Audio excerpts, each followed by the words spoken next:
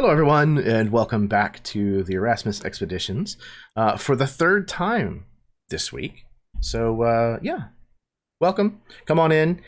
This is going to be the session number 8 of a trilogy that we have run here on the channel. This is titled The Trickle Down. We are running the Harbinger playtest rules that are available from Absolute Tabletop. You should be able to find the playtest rules for that. I think I left the link in the description of the video.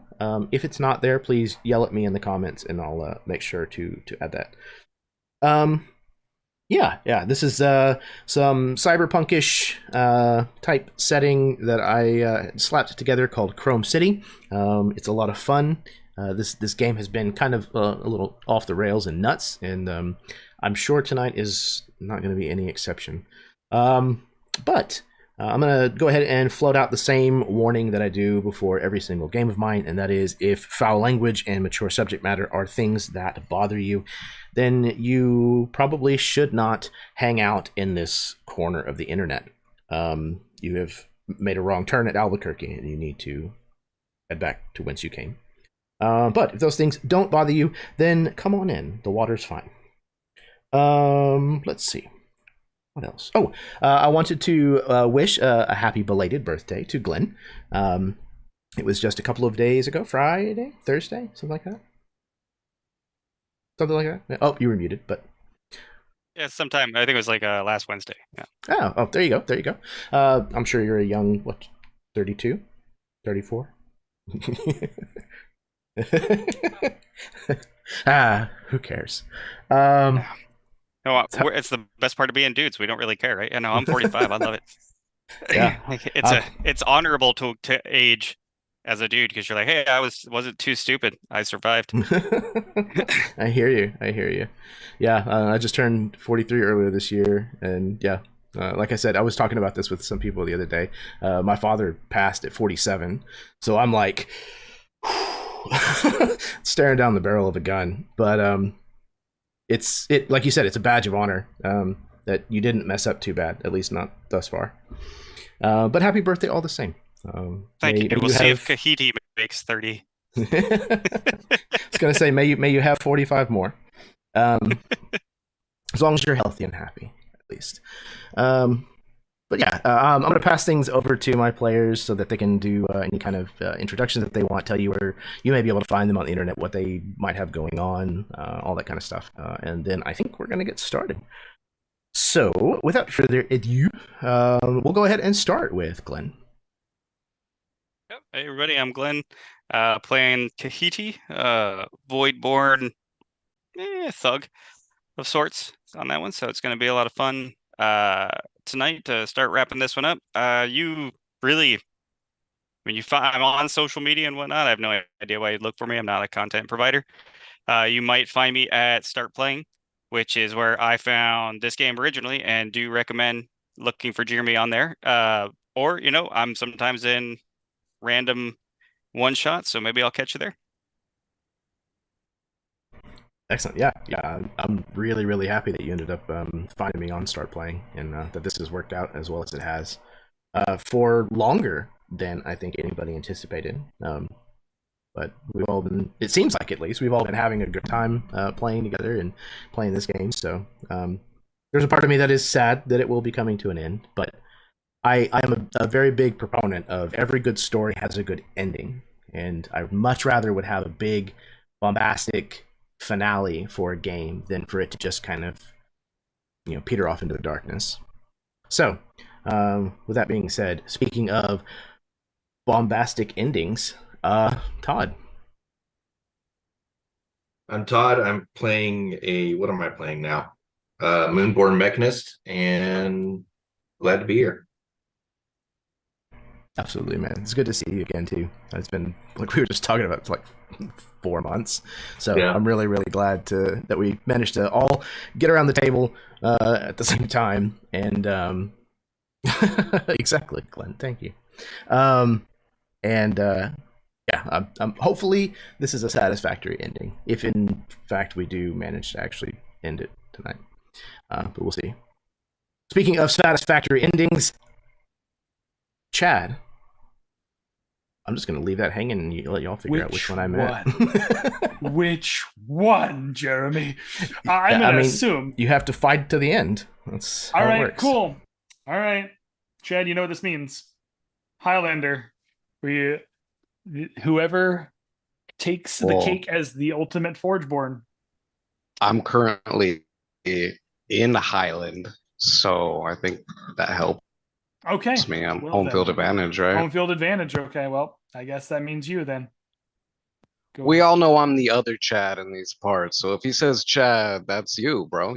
We know how this works. Oh, okay. Hi guys, my name is Chad Nick. I do play a Forgeborn Mancer in this game. His name is Ulysses. I've missed him. I've missed this group of crazy kids. I'm excited to get into it and really fuck some shit up. Really just, yeah, absolutely. Jeremy, you can find me usually over at Roll Call RP every Saturday. You can also find me over at MTD every Thursday with our Kids and Bikes game.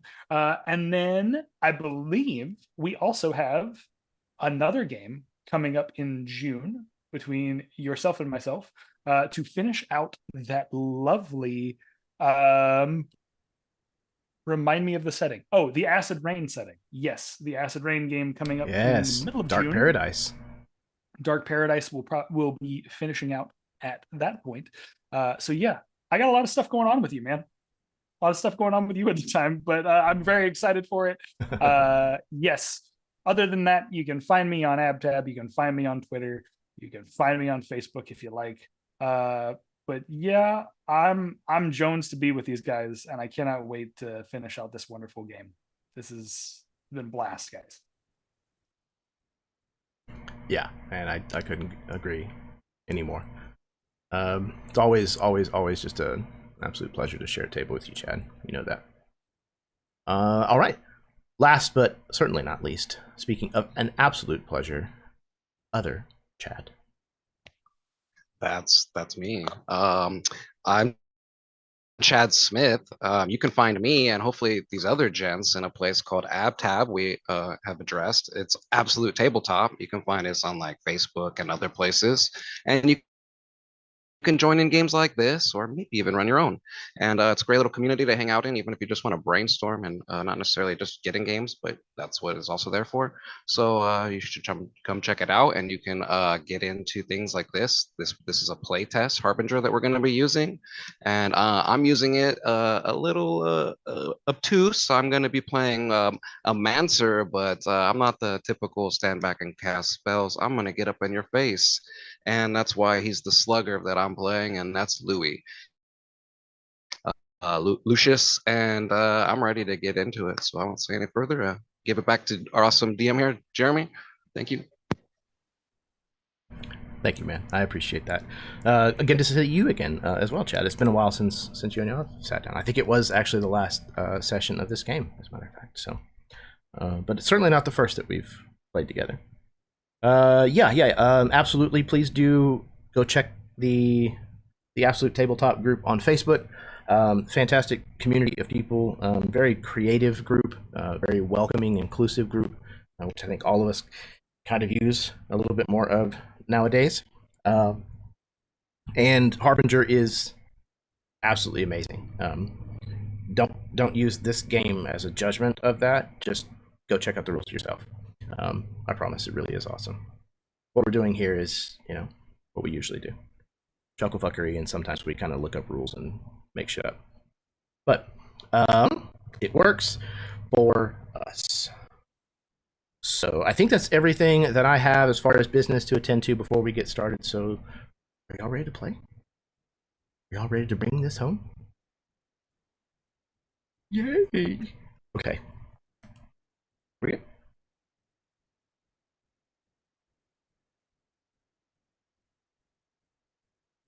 The ironic thing about control is, the moment you think you have your grubby little fist closed around something is the very moment when you've lost whatever that thing is. If you truly want to keep something close, you gotta understand that it needs to want to be there.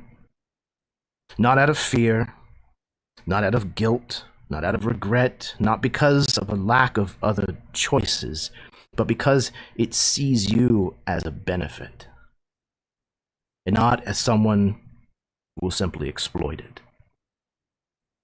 This is something that those that clutch power the tightest never seem to understand.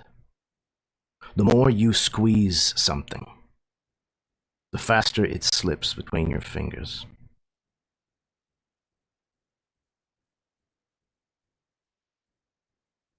We see the WHI space station, Station 1138, as it orbits the moon of Cybele. As the Ajax drifts closer and closer to docking with one of its many ports. Beside the Ajax, we see it is being escorted in by the Chimera, a ship that is captained by a mercenary named Teresa the Impaler Zim. Now, Ulysses has been taken into custody. He's currently in the brig on board the Chimera. On the Ajax, in somewhat of an exchange, there were 2 Templars who were left on board to keep an eye on you. Suddenly, however, as you neared the docking station of this space station, Sylvan pulled hard to the side on the yoke of the Ajax, causing it to go into a roll. Things inside are quickly thrown into chaos as the gravity shifts in a corkscrew spiral.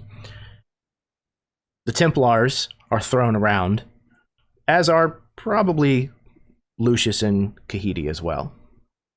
The only one who's probably saved from this is Sylvan, as I'm certain he's probably strapped into his seat. So,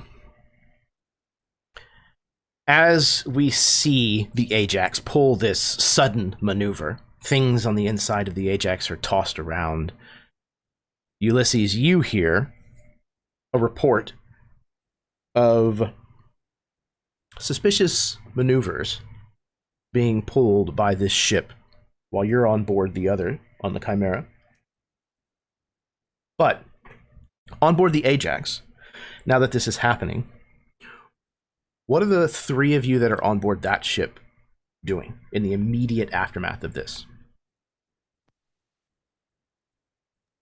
What I remember, we kind of communicated this with our whisperlings, or at least like, I think Tahiti and I did, and then maybe he told Sylvan in a way. From what I remember, and you can correct me if I'm wrong. And Yeah, I thought we had planned it, right? something. That's why you were like, Yeah. like we braced for it. So I would have activated my grav boots before you did that then. Okay, excellent. Excellent. All right, so you're, locking your boots onto the metal flooring or whatever, the grating that kind of forms the bottom of the inside of this ship as it starts to corkscrew around. Your head basically kind of remaining in the same pretty much position, and your body rotating around it.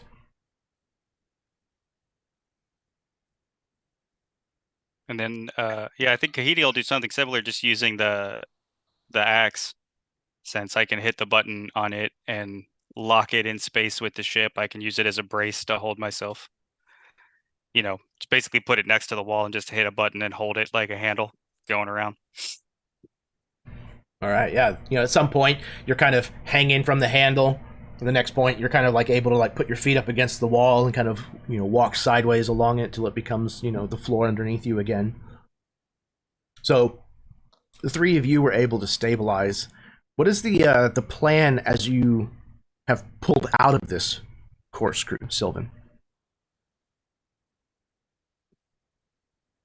So my plan was roughly to, because they were scanning us, I was basically acting like we were losing control to some extent and seeing whether or not we would bump into them, but also trying to target a hard landing into the docking area of the station. Okay, so you're going to try to pull this off as a malfunction of the ship. Then. Yeah. Okay. Yep. All right. Then let's do this. What is your skill associated with flying? Is it pilot?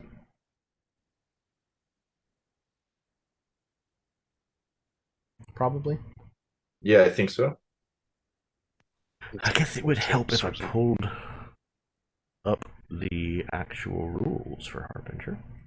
Maybe. What was that, Chad? I think it's like astrogation or void ships, or I think void it's ships kind of is changed over time. yeah, vehicles void ships. So your vehicle Yeah. proficiency check Okay. is void ships. But I Okay. don't know what that goes against. I think it's intelligence. I think there's an actual skill for it too, like astrogation or something like that. Yeah, there's astrogation. Yeah. Okay. So let's do this. You are proficient with void ships, I'm assuming. Yes. Maybe that's brave of me to assume. Answers are. It'd be based off of your class, I think. Yeah, I don't think I have it. Yeah. So you're just flying without proficiencies, all. It's no worries. Yep. No biggie. But then you No have, biggie. but you have proficiency in astrogation. No, I don't. Okay. Then you want to be proficient then. Okay. You are a mechanist. Yeah.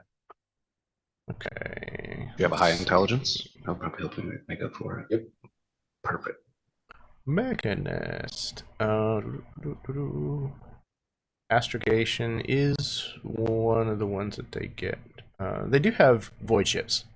They do, as a Oh, cool. proficiency. There you go. Yeah, you have vehicles and void ships. Okay, cool. So let's do this then.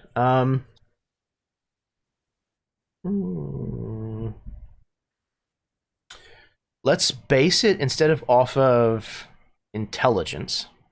You can still have your proficiency, but I'm going to base this off of charisma instead because this is somewhat of a deception.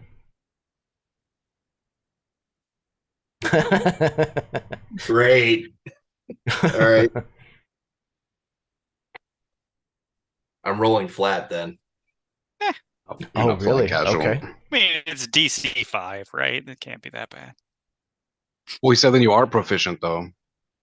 Yeah, you still have your So you add proficiency your bonus, proficiency bonus. Oh, okay. Yeah. Yeah. which I think for y'all is a It's 3. 3. 3 Okay. right now. Yeah, Yeah. plus 3 is great. Nice. Okay, 18. Okay, cool. So you sell this maneuver, as I think you also like hit like a fuel dump button or something like that. Yeah. In conjunction with this. So yeah, the fact that you're leaking fuel all of a sudden and kind of corkscrewing out of control, you manage to make it not seem too fluid of like an evasive maneuver. And you start to kind of sell the the ricketiness of a ship that's in distress. You can hear you're being hailed by the Chimera. You can hear Captain Zim.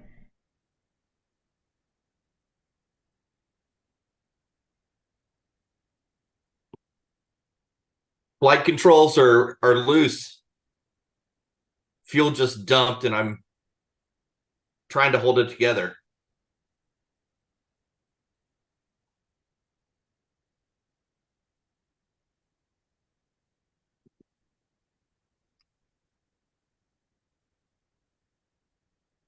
We didn't have it be this bad when we came out. We got attacked earlier. That's what we were saying. Fine. What are your landing abilities? Slim to none. I can get there. I can land. I mean, I could put it on land, but technically I'm not the pilot. Pilot was injured. So Fine. see what? All right. I'm getting Yeah. my men the hell out of there because I sure as hell don't trust you behind the wheel of whatever that thing is. If you want to call it a ship, that's your business. But my men are coming back with me. Best of luck to you. Fair enough.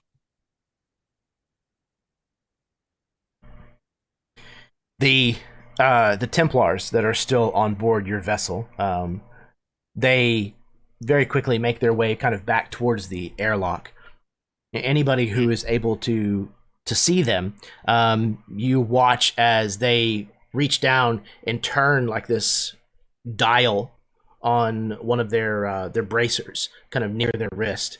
They turn it once and then turn it back a second time, and you watch as Yellow Astra kind of starts to make a dancing web, almost like the pattern that like light leaves on the top of water, kind of all over the outside of them, and then their physical form fades and dissipates into little like sparkles of electric yellow as they Astra jump.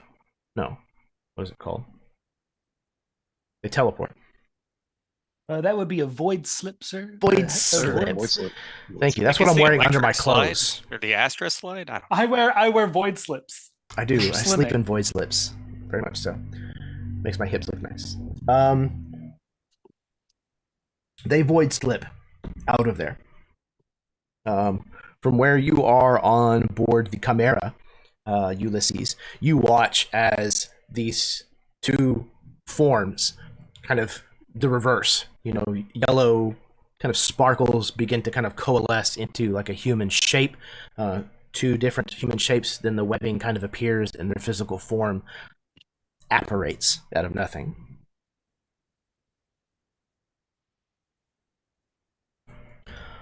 Okay.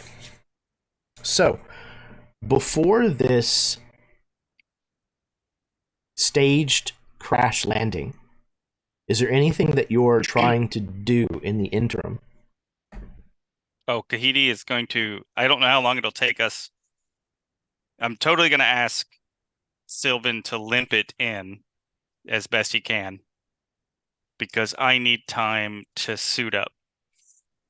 So Yeah, I'm going to be. I'll be going back to put the Dragoon armor on. Okay.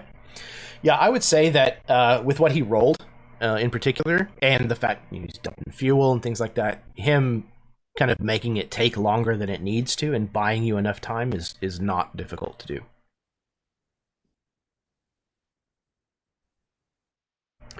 Lucius, I believe the last time that we saw you, you were standing near the wand system. The weaponized Astra neural database, I think is what it stands for. Who wrote this shit? Honestly. I'm gonna trust that that's what it's called.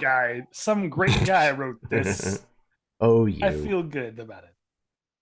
That's what it's called now. Yeah, perfect. Absolutely.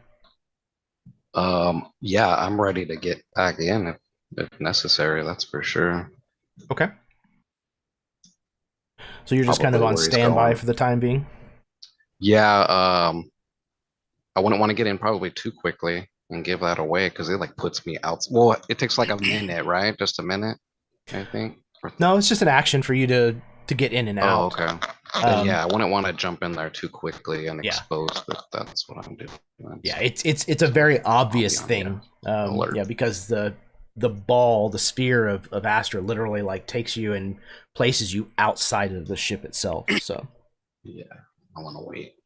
Okay. Buy some time.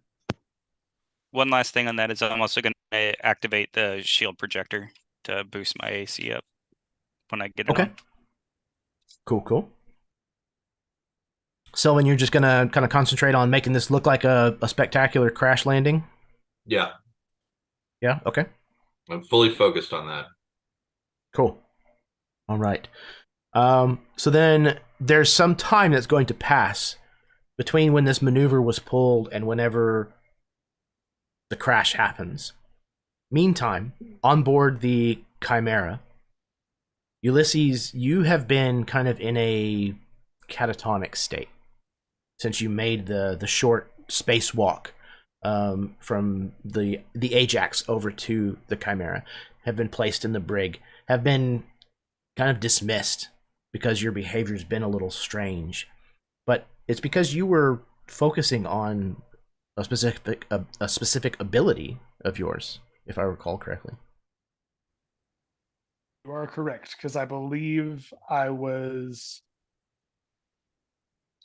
if I remember correctly, I believe that I was trying to do, looking at my character sheet, trying to remember what I can do with these things.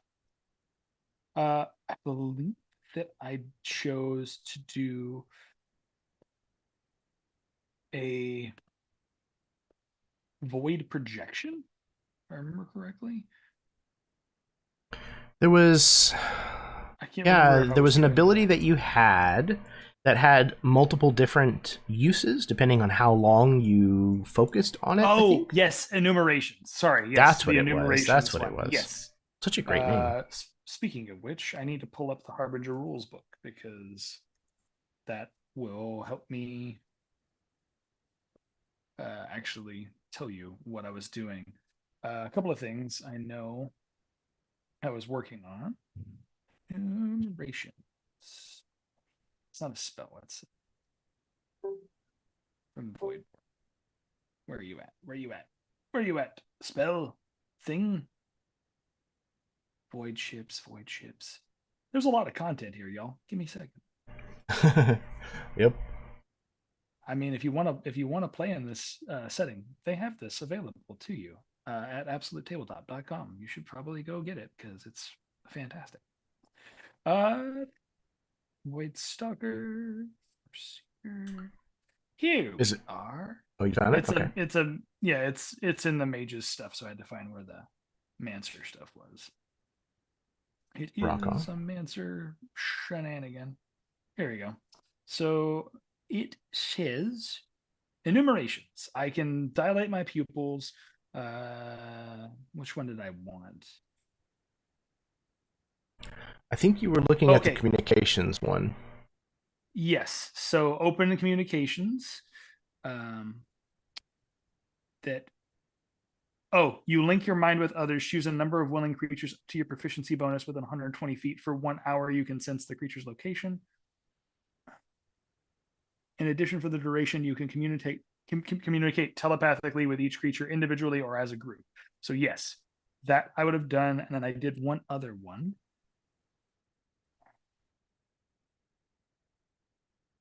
I think I did.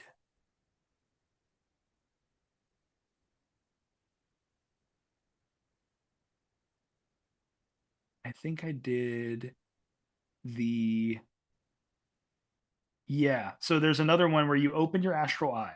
You reach across the void with your mind, sensing the presence of your quarry. Describe the name and creature of the object familiar to you.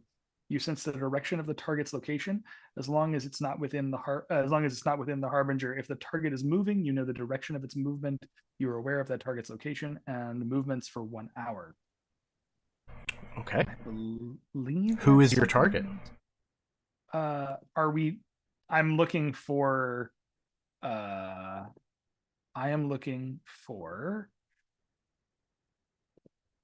whoever is in charge, right? Like we're looking for, if I remember correctly, we came to this because we wanted to mess stuff up. There is a target we are looking for. So I know the name of that target. Do I not? Yes or no? No, like the target as of right now, it seems to be just WHI, just Wyrm getting Hole on Industries. WHI, getting on the ship. Now, okay.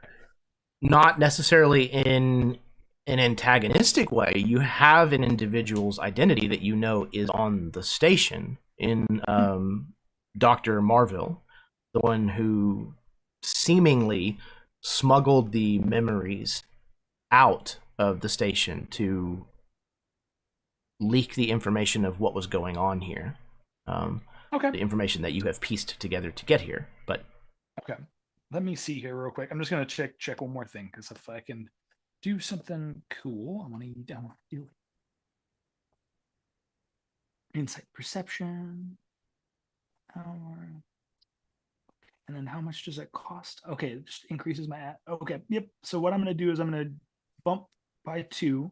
I'm gonna do the mind link, and then I'm gonna do the rather than that, then, since I don't have a direct line of knowing what I need, like our focus for the idea, I'm gonna go ahead and do this one where it says your intuition sharpens to superhuman levels, granting you insight into the minds of those around you. You have advantage on all deception and diplomacy checks for 1 hour. I'll go ahead and do excellent. instead. Okay. So I'll raise my Astra Fade to 2, and then we'll be good. Excellent.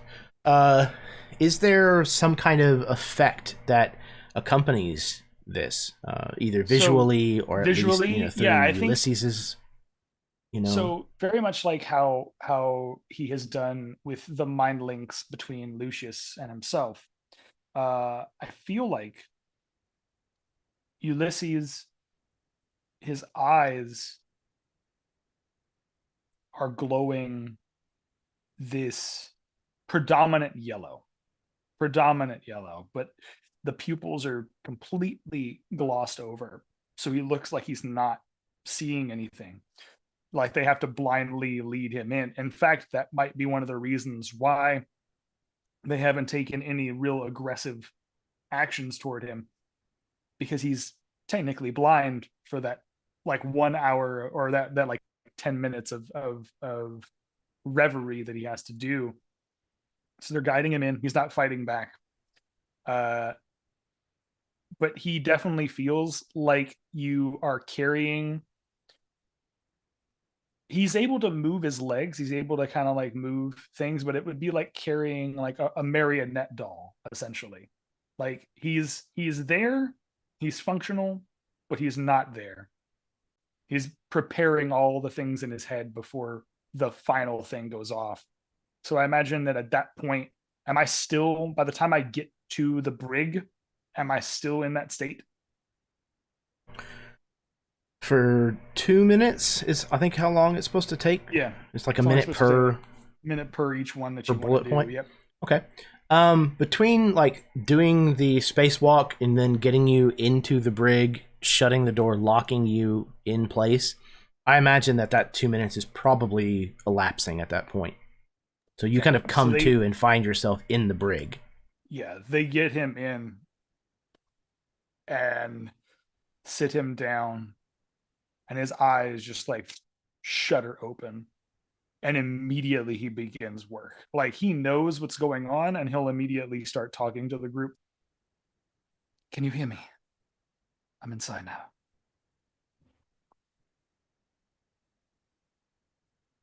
They haven't harmed me yet, but you said her last name was Zed? The captain? Zed? Captain Zed? Is Zim. Zim. Captain Zim. Like Invader. Yeah. Zim hasn't hurt me yet, but it is only a matter of time. How are the rest of you coming along with your part?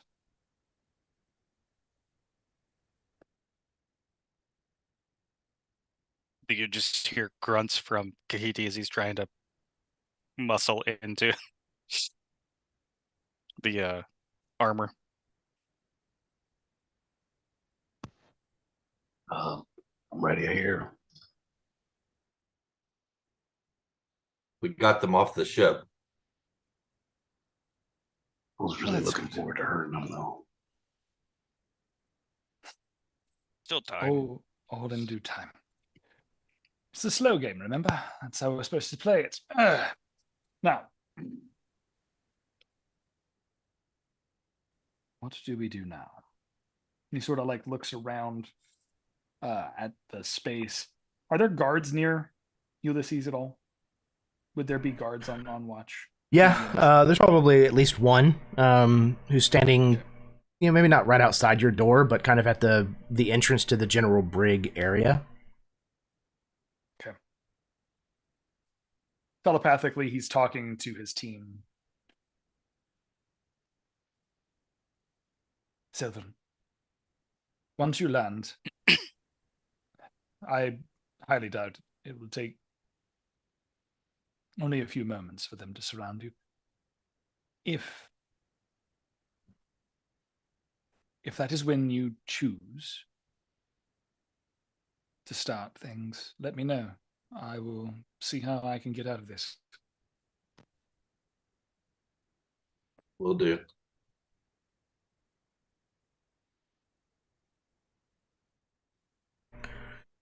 Ulysses, make a perception roll for me.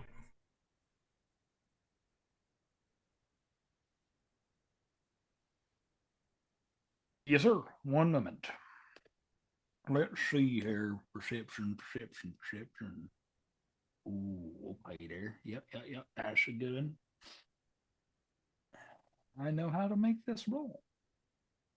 Ooh, yeah. Okay. So that is all 22 on perception.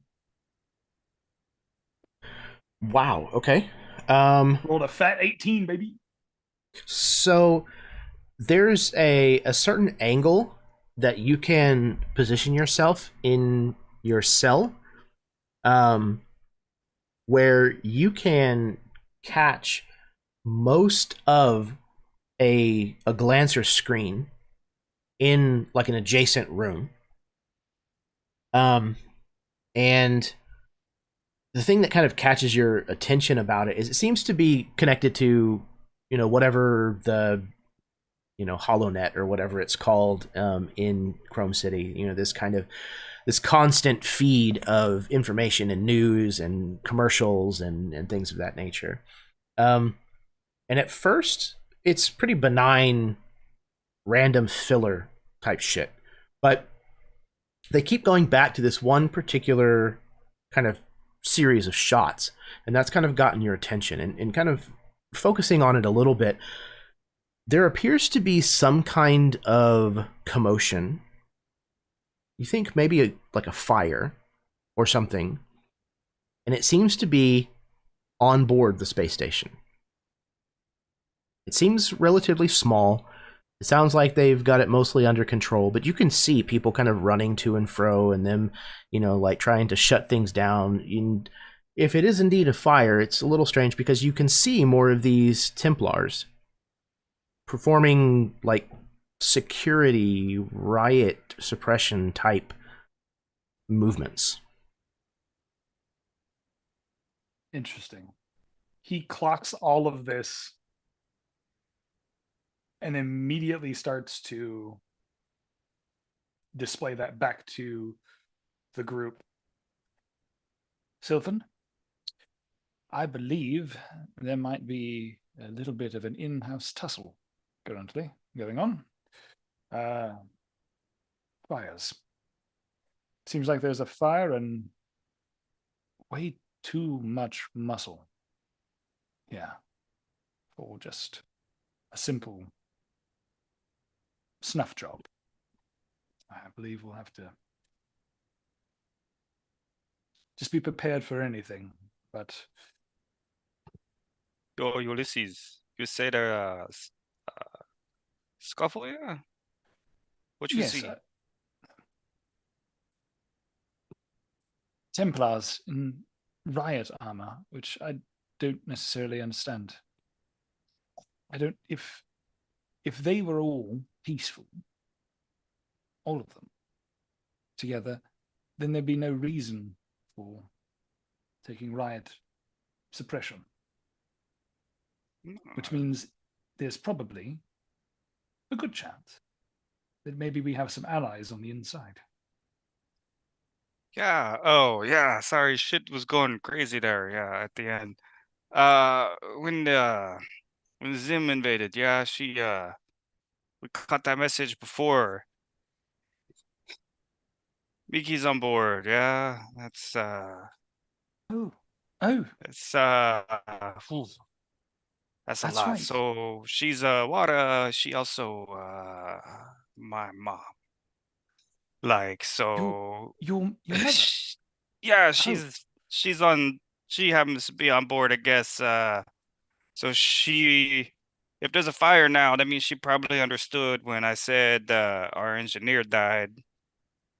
That yes. so actually, Sylvan, can you is there a bay within reason near where this is going down? Right? Be nice to kind of have a wall between us I and what's could going probably on. tell you based on what I could see on the screen, right? With what you rolled, Yeah. absolutely. Yeah. You know, it even has, you know, the breakout bar kind of across Yeah. the bottom that says exactly what, like, docking station number, like, this is all Yeah. unfolding at. Yeah. Yeah, if we can get Miki to run interference on us here, we might be able to just deal with Zim. She'll probably follow us in anyways. Yeah. We can always give it a try.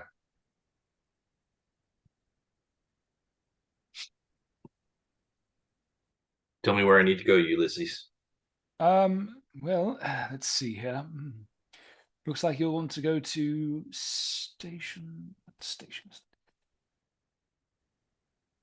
And he kind of zooms his eyes in a little bit. 532. Go to the left wing. There'll be a port there that'll should allow easier access toward the fire.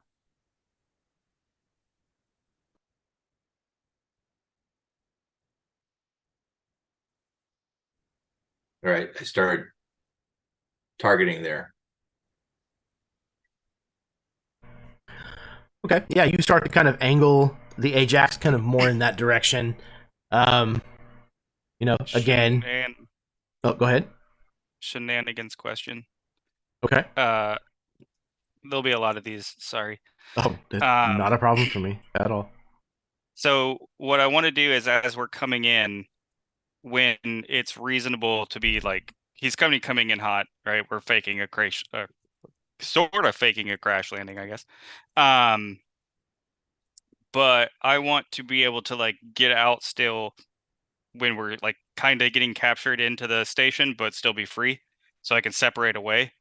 The Dragoon armor has, I can basically every turn I can, as a bonus action, I can activate a mode, and drop mode I can survive a fall from atmosphere to ground, so I should survive it. But I just want to be able to like be separated off, so like if they end up in one corner, I can be kind of in the other back corner, sort of slid in. But in the same, like, Same docking bay. port. Okay. Yeah. Same, yeah. Basically, if I can cover the doors that people who are coming in on them from, you know, kind of instead of all being pinned together. Okay. Yeah, absolutely. Yeah, I'd like to ask a question too. Go ahead. What happens if you're in the wand and you try to land the ship?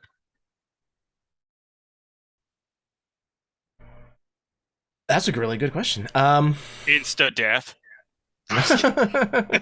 Killed by mischief. Not good. Yes. That's a really good question. I don't know, man. Like, I feel like it would probably like mess with the connection between the wand system and the ship itself.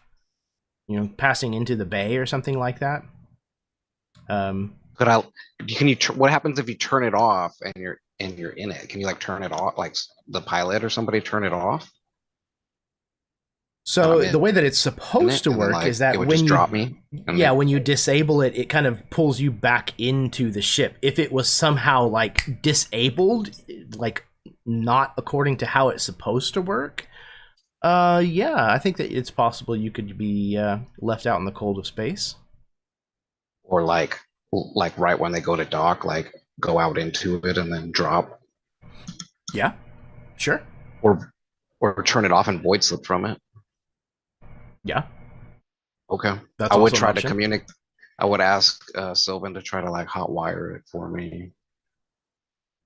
Sil, you can get that I need you to like I want to drop in quick. I want the wand to spark out and I just land right in on him.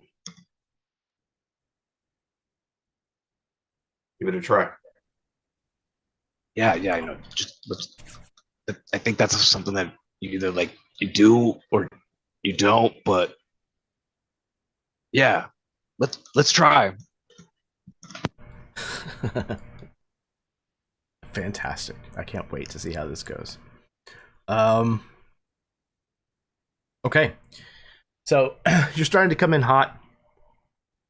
Like I said, you've kind of corrected course to head towards this specific 528. Is that what you said? 532. 532. Dock 532. So you aim the Ajax towards dock 532. And it's not the most direct course to the station. So as you kind of deviate a little, again, the captain of the Chimera comes on. Now what's the problem? You're heading in an entirely different direction. I'm doing what I can. I told you. Are you even going to hit the station? Oh, yes. We will definitely hit the station. Oh, I suppose it's one Make thing to the be. station. It's nice to hear you be certain about one thing. She jokes. Yeah. Okay. All right. So it sounds like we know what Kahiti is doing to get prepared. We know what Sylvan is doing in the interim. Lucius, it sounds like you're getting ready to hop into the wand and then subsequently be shot out by it. Okay, so then Ulysses, is there anything that you're doing before this inevitable crash takes place? So I would love to. Okay. Yeah. Let's do this.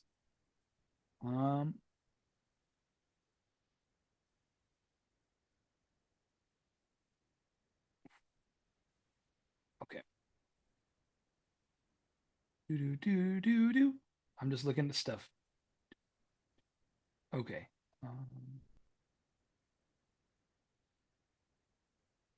Yeah, let's do this. I would like to. Looking at my, is there quick question? I just want to ask you: is there a way that I could potentially void slip out of this cage, or is this cage specifically designed, knowing full well that I am a mancer, that I could not void slip out? Yeah, the brig and the shackles that you have been placed in are specifically designed to suppress, the abilities of mancers. Sweet. That's the first thing I'm going to work on then. Because I can't be a glass cannon if I don't have my cannons to fire. So he'll work on that right now. I imagine he's just sitting in there. And actually, what I'd like to do too is see if like when you're trying to distract someone, but like you're trying to become buddy with them so that they drop their guard a little bit, and you can kind of like sleight of hand your way out of scenarios. If there's a way that I can like look at one of the guards, right? Like one of the guards is guarding me. There's a way that I could get his attention and then like somehow find a way to like either a lock pick or something to like take one of these take these off. I'm down for that. Whatever I got to do. I just know that the only way I get to my magic is to take these off. So the plan of approach is to try to get one of these guards close enough that you could then try to swipe swipe kind of something like a key key or something card off. or something. Yeah. Okay. Yep. All right. You get the attention of the guards. It's kind of just outside of the brig. When you flag him down or whatnot, he kind of turns and takes a few steps kind of towards your cell. Yeah, what do you need?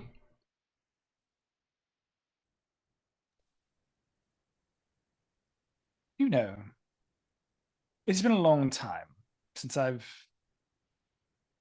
been out in the field. These restraints that you have me in, they're rather tight.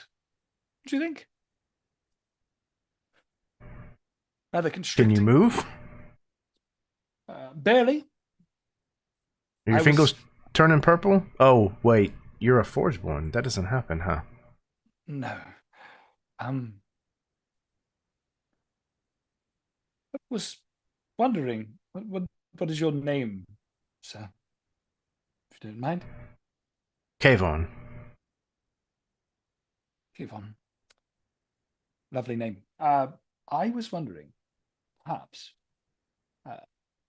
if you could tell me what exactly does Zim intend to do with me at this point?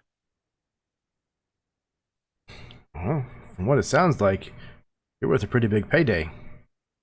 Mm-hmm. I think the captain plans on turning you in, and well, if we're lucky, maybe we'll see a piece of that. Right. However, I will speak to your good nature, sir. What if she didn't claim it? What if I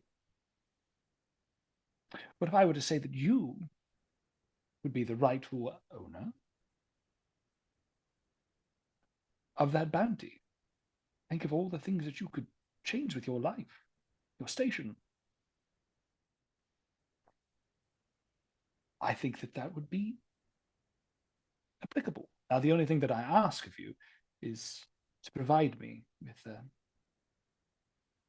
more suitable accommodations.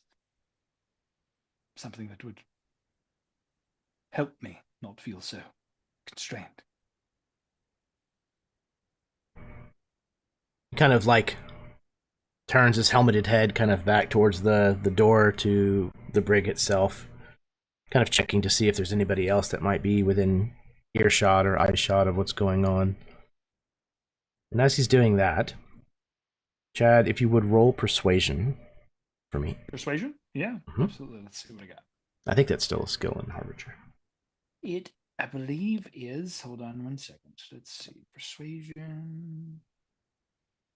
I believe I can It is lie. not. It is called diplomacy, though. So your diplomacy skill All right. would be the Diplomacy it closest. is, then. Diplomacy it is.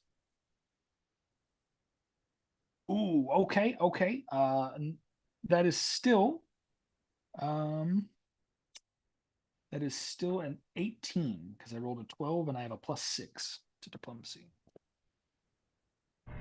All right. This guy kind of turns, looks, turns back to you. He moves closer to your cell, kind of staring through the green. I think it's typically green. So this like lime green, basically a force field that forms the door of your cell. Kind of stands there looking down at you for a second, almost like he kind of like leans to the left a little, leans to the right a little, almost like he's looking in your cell through the door just to see if there maybe some kind of trick that you might have hidden in one of the corners that he can't quite see. Kind of takes another look out the door of the brig. He'll hold his hands up, like he'll hold his hands as close to, like I said, as close as he can, and be like, "Look, nothing.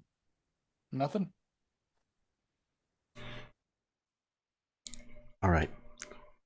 Look, let's say that when we dock, during all of the confusion of what's going on with your friends and, the kind of impact that their crash is probably going to have on the station, You and I, we're going to slip away real quiet. No muss, no fuss. We'll find ourselves a small little ship. We'll find the nearest moon that we can fly to that has some kind of civilization on it. And I'm turning you in. But if you try anything funny, and he kind of shakes his finger at you, I will put an astral bolt right through your skull. You understand? Absolutely. You have my word. Shit. Can't believe I'm doing this. All right. He reaches his bracer up and kind of swipes it past a panel beside the door, and you watch as the green force field barrier kind of between you, again, that forms the door to your cell, kind of fizzles and becomes pixelated bits of, Astra before it dissipates entirely. He then raises his brazier towards your manacles and swipes them past your manacles, and you feel the pressure on them release, and they open. Now listen, you got to stay put, at least until we land. If you're roaming around the ship and they see you, it's over for both of us. He respectfully, almost like the only vision that I can think of is like, like in Batman, in Batman, not the Dark Knight, but it's the last one with Bane, where he's kind of like been held prisoner. Mm-hmm. That whole sequence. He graciously nods his head, keeps his hands together, and backs up and sits against the wall. But in that moment, as he sits against the wall, you see his eyes flash every color of Astra shortly, and then go back to their normal yellow. Without saying a word, he just nods to the guard. As you wish. I'll wait for the right moment.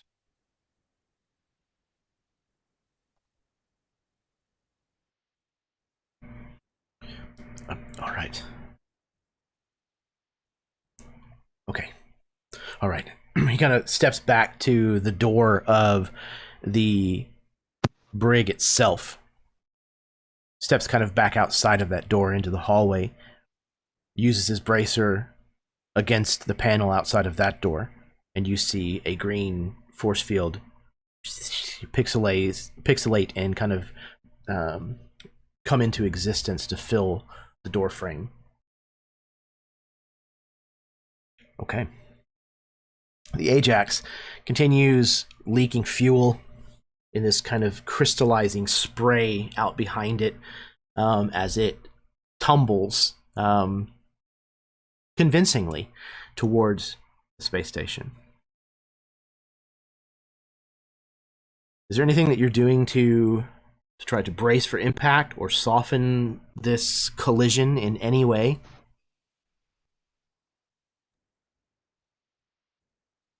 Yeah, I'm trying to. I mean, as we get close to it, throw it in reverse to some extent. Okay. But yeah, basically cutting the engines as much as possible, and then. Okay, perfect. Then let's get another void ship roll. This one will not be charisma based. This will actually be testing your skills at the sticks here.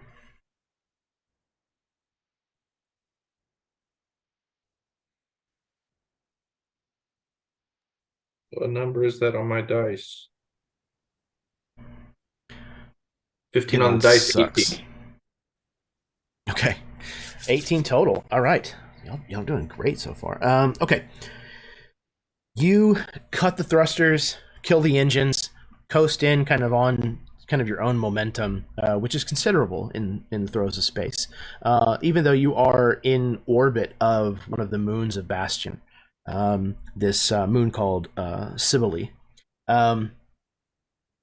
You have plenty of momentum to carry you the remaining distance towards this, maybe even activating some like grav thrusters or something like that to kind of help push back just a little. And you are making sure that you're still coming in hard enough that the Ajax is actually going to punch its way through the exterior of the space station. As you approach, you can see all kinds of like red flashing sirens and lights all over the outside of the station in the area that you're approaching. You may even see some smoke that is rising through several of the like exhaust vents and things like that in the area where you're headed already.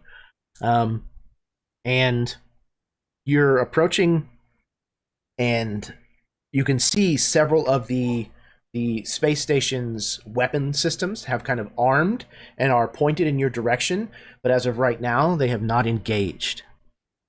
Now, for those of you who are paying attention to these weapon systems, it might only be Sylvan at this point.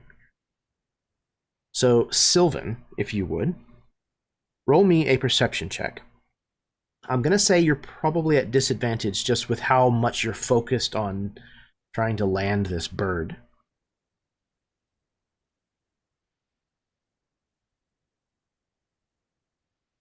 Two. A 2? Okay. No, I said ooh. Oh, I thought you said a 2. 9 on the die. Okay. No bonus? No bonus. Okay. So you see these weapon systems armed, trained on the Ajax as you come inward, but that's all that you really notice, aside from the fact that they're not engaging you. All right, you're coming in hot, and you slam into the side of Station 1138. Immediately, the impact causes Station 1138 to start to spin and rotate from the impact before the thrusters on the space station are going to be able to kind of stabilize it in orbit. I think that there were several things that were hinging on the moment that the ship punched through the side of this bay. So, what are those things? What is the moment that this happens? What is immediately after?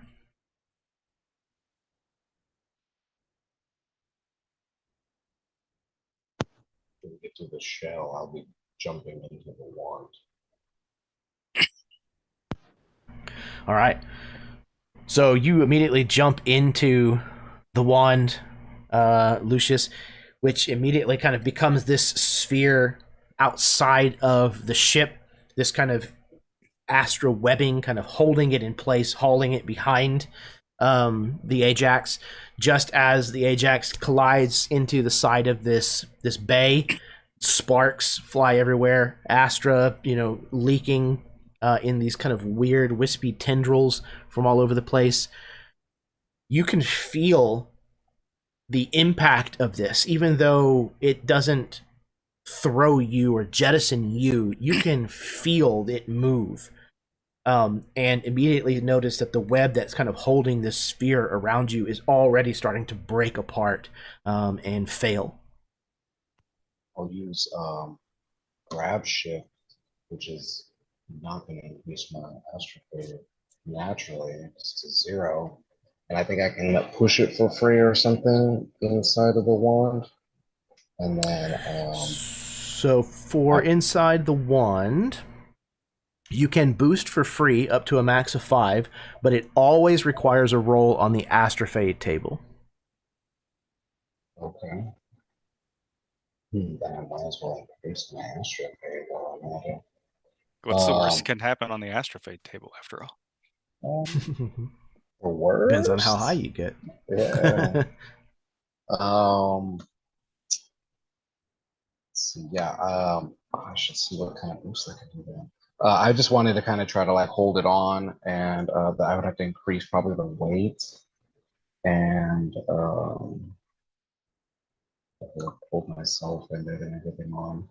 And I might as well just boost it to like get some Astra in there.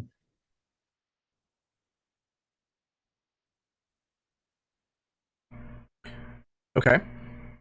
Let's see. Each boost increases which table? Okay, so this is you're just doing one boost? Yeah, I With might the need to wand? use something stronger because it will only give up to 30 pounds. And I'm way a lot more than that. Oh yeah, I'd say so. I think I need to use Astra Grasp.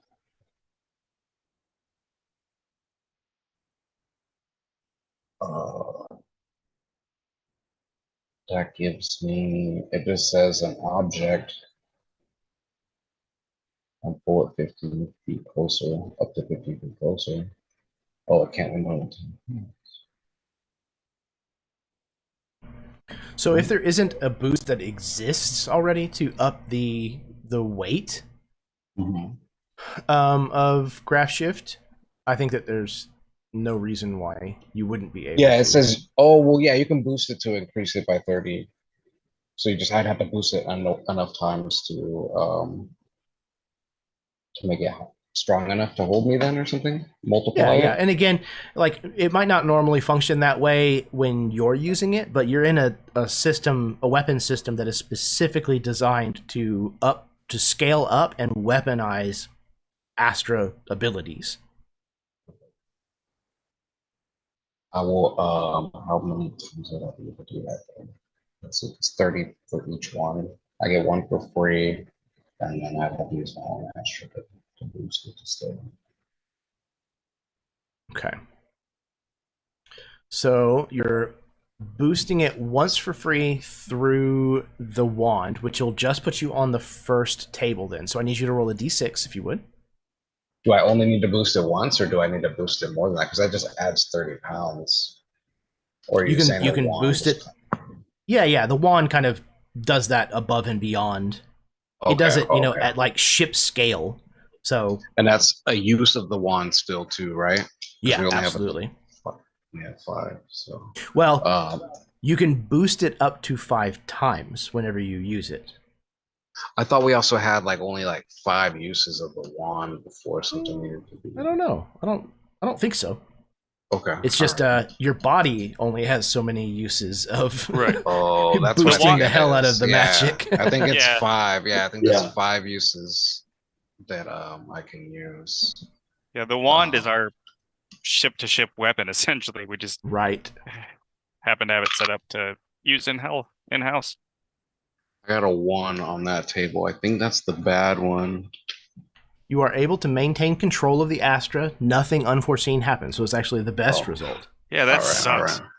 all right. Darn. Man, yeah. Wow, I wanted to explode. Wah, Why did I? wah. I can't do that on the television. Just say from a narrative perspective, kind of sucks. Kind of lame, just saying. I So don't okay. automatically move up, right? Because my Astra-suppression didn't go up, so I don't move up the chart yet, right? Yeah, if your Astra-suppression Yeah. itself doesn't increase whenever you use graph shift, then it doesn't here either. All right, perfect. Okay. So you activate this grav shift. What is the intention here? I'm just gonna like Marty McFly the ship in and like hold on within the wand, and then when they stop, then or maybe right before they're gonna stop, turn it off with that kill switch, and then I'll already be outside. So you're trying to use the grav shift on the ship itself, or on you? Well, yeah, you said like the wand was like straining to hold me on, so I'm using the Yeah. grab shift to keep the wand. Oh, on the I- ship. keeping it Perfect. like attached to it. So Okay. giving Yeah, it a yeah, yeah, hug, yeah. I and then see. I'm gonna ride it in this little hamster ball on the back of Perfect. the ship. Okay, so yeah, there's this shot where Kahiti is putting on the last of his armor, trying to, finally get this done. As this thing is about to slam in, and all of a sudden, where Lucius has attached himself from the center of this sphere of Astra to the ship, it basically takes like the bottom third of this sphere and pushes it through the side of the ship. And so Kahiti's like trying to get the last of his armor on, and all of a sudden there's this lower half of the wand's sphere that just appears like in the room that he's in, kind of above his head, through the layers of ship above him. You You kind should of knock. grab on. You grab on Lucius on top of the ship as this thing careens into the bay, kind of at a somewhat sideways angle, kind of clipping the side of the bay before it like hits down on the bottom of this bay where the gravity of the space station kind of takes control of the ship and starts to screech across this bay, hitting and slamming into other ships that are already parked in this bay, crates, barrels, all kinds of things, just knocking things everywhere and causing this untold mayhem. As again, sparks and Astra kind of are showered everywhere around you.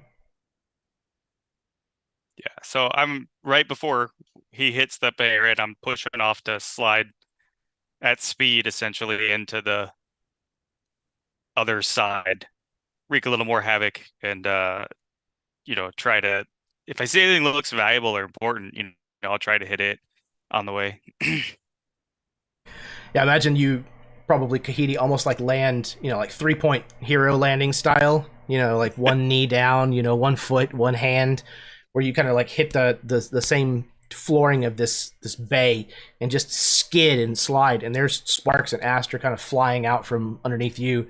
You pass through like, 1, 2, like collection of crates and barrels before you kind of start to slow down enough as you kind of like spin and pivot. There's this great, hero moment where Kahiti just kind of steps up, like still the momentum sliding, like carrying him into like a walk, and you're able to get into position on the far side of the bay as people are scattering all over the place. Anybody who was still in the bay is rushing for an exit at this point.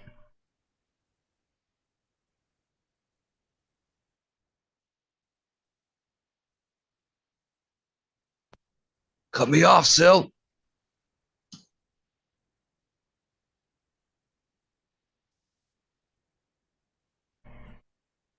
All right.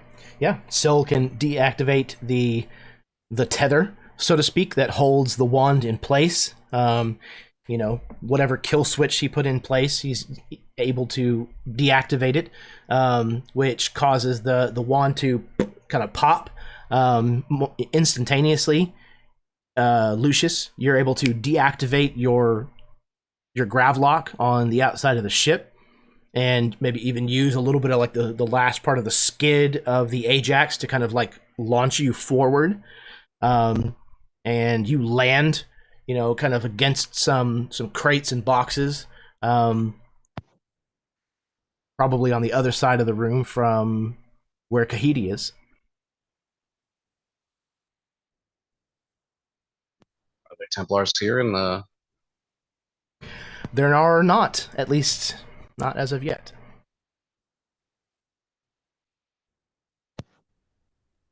Did her ship follow us, or did it go to its own?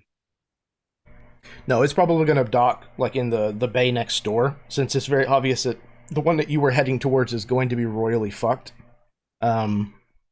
She's gonna opt for a safer landing for her ship where it's not likely to be damaged. So we'll say she is headed to dock 533. Okay, if I know that and there's no one here, then I'm gonna basically start trucking towards.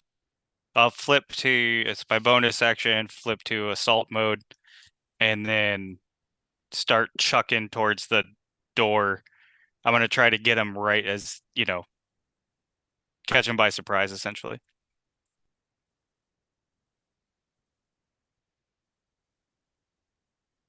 All right. Selvin, congratulations.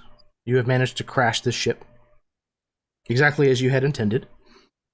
It looked horrific and spectacular on the outside, yet you managed to leave most of the systems undamaged. It certainly is flyable out of here if you need to. Might not have as much fuel as you'd like, but you managed to pull it off and have at least some way out of here. Awesome. What is your plan immediately following this crash? Basically lock everything down, but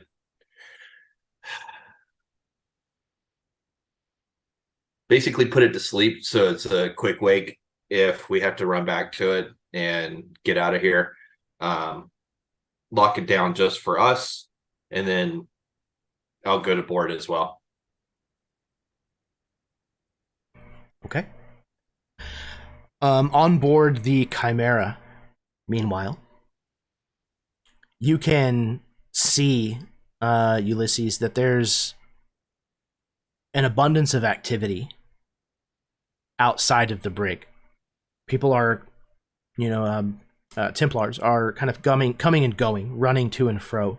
The Templar that you've kind of made this deal with is shifting his stance kind of back and forth a little nervously every time somebody comes here or there, almost always kind of shifting his position a little so that he's standing in the doorway, hoping that they don't notice that your door is no longer active. On the same glancer screen that you can somewhat kind of see whenever he's not blocking the doorway, apparently things are escalating on board the station. And they're already starting to report that a ship is about to crash into this space station. It's, an unrelated event as of this point, but it could possibly be associated somehow. And the rhetoric of it being merely a fire has started to shift in its narrative, and apparently there is a riot that has broken out on board the space station.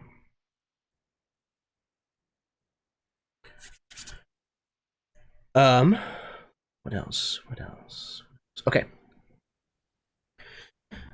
You can hear and feel in the ship all around you in the Chimera. It is beginning its docking procedures. You can just tell by the movement of the ship, the kinds of sounds and things that are happening. It is now docking. You can hear that it is docking at station, at bay 533.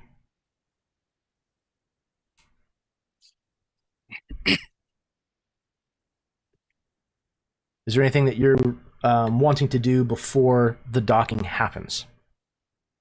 So one of the things that I would like to do, I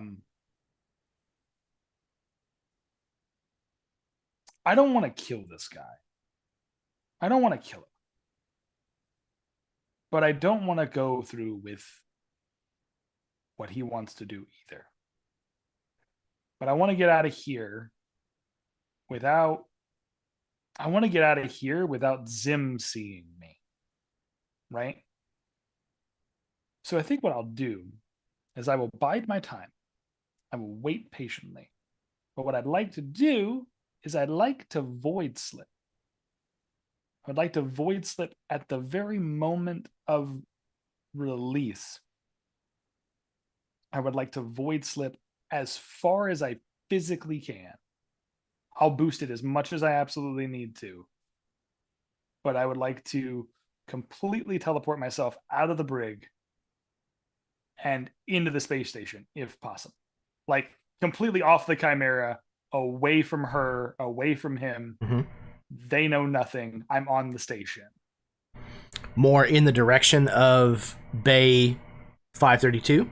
532, yeah. Like, I Okay. know where I'm going because I've seen it on the map. I know where I'm going, because that's a priority for Void Slip, is you kind of have to know where you're going. Okay.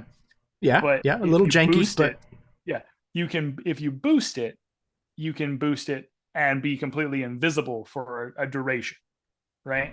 So Okay. that's what I want to do. I want to go complete full invisible Astra jump okay. to that state.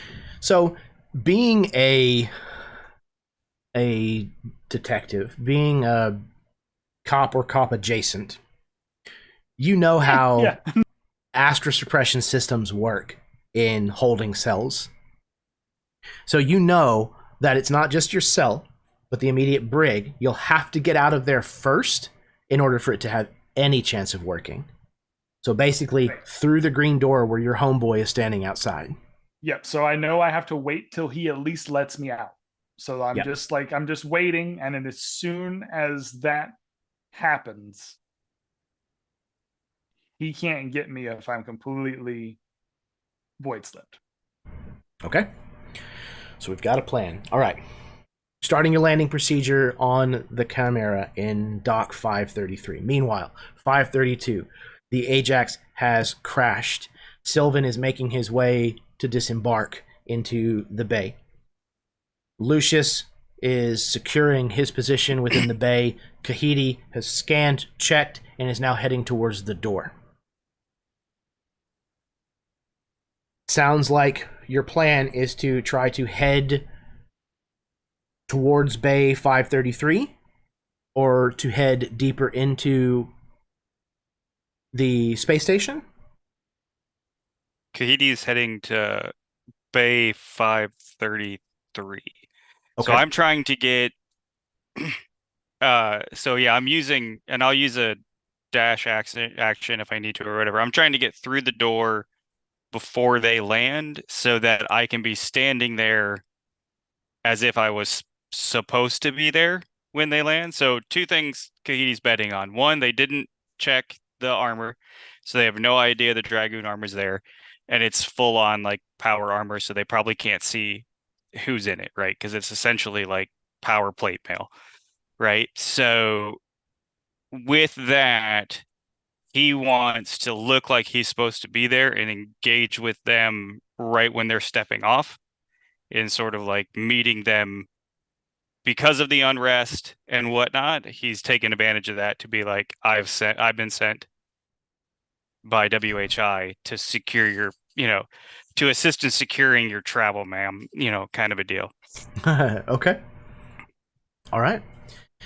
So Kahiti takes off in a augmented run, kind of juking off in through the doorway into the bay, into the hallway. Kahiti, the moment that the doors open from bay into the corridor outside that kind of connects several of these bays like spokes on a wheel, the moment that those doors open and you step into the corridor, you can hear just sirens and shouting and the sounds of civil unrest. You hear weapons being discharged. You hear melee weapons clashing with armor. The other direction, so decreasing in bay number, that's where all of that noise is coming from. You pivot, point yourself the other direction, and start heading down the corridor with increasing bay numbers. It's not very far, even though these bays have quite a bit of distance between them. Where they join this corridor is very close to one another. So you don't have very far to go before you are able to pass through the door and into the next bay. However, you can see that there are what looks like more Templars that are further down the corridor, kind of coming around that bend as you duck inside the bay doors. Okay. Sylvan, Okay. you managed to disembark. Lucius, you spot Sylvan coming off the ship. Sylvan, you can see Lucius. Whatever it is that you're currently up to, Lucius, the two of you can basically sync up with one another easily. Are you holding this bay, or are you following Kahiti? As soon as I would see that Sylvan is getting out okay, I would follow after Kahiti as best I could, even though he's. And then I guess I would see those Templars. Yeah. So yeah, you step out into the corridor. You hear the same ruckus that's kind of happening off to your left. To the right, you look and you see Kahiti basically like duck inside, doors shut, and then you hear that, that jackboot, march in step as more Templars start coming around the bend of the corridor. I guess I'm gonna have to pull out the TikTok the Crocs rifle and see what it can do from this distance. All right. So here's what I would like to do. Let's roll for initiative. Yeah. Okay.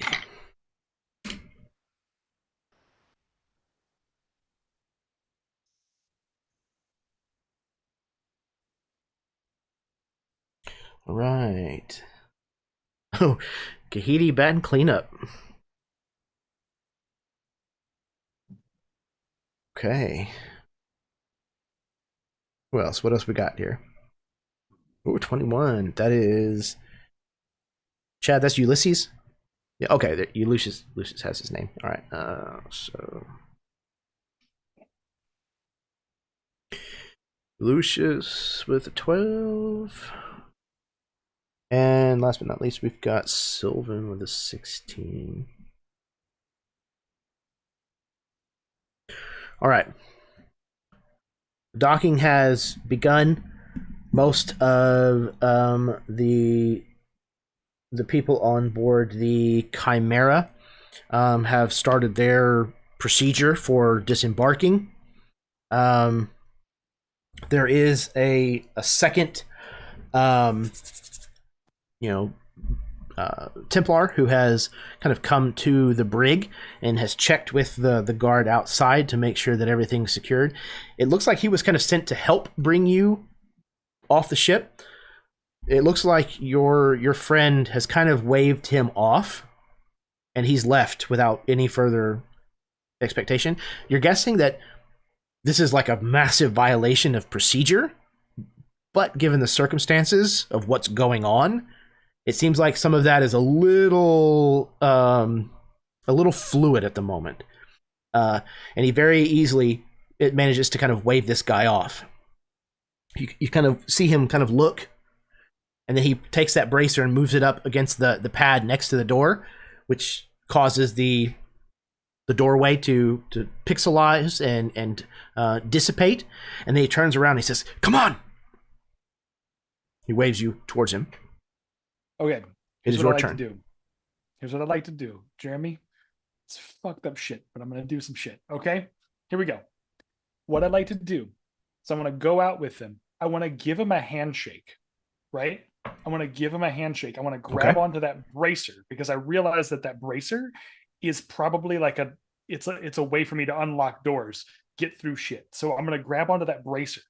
If that bracer's able to come off when I void slip, I want to take that bracer with me. Not him, the bracer. Okay. I want to slip the bracer off of him and then just dip as far away from him as I can. Let's find out if that's going to be a thing that can happen, because it is a part of his armor. So it'll take a little bit of luck on your side, or skill, depending on how it comes out, to see if you can. If I have to rend his whole arm off of his person to do so, I will do it.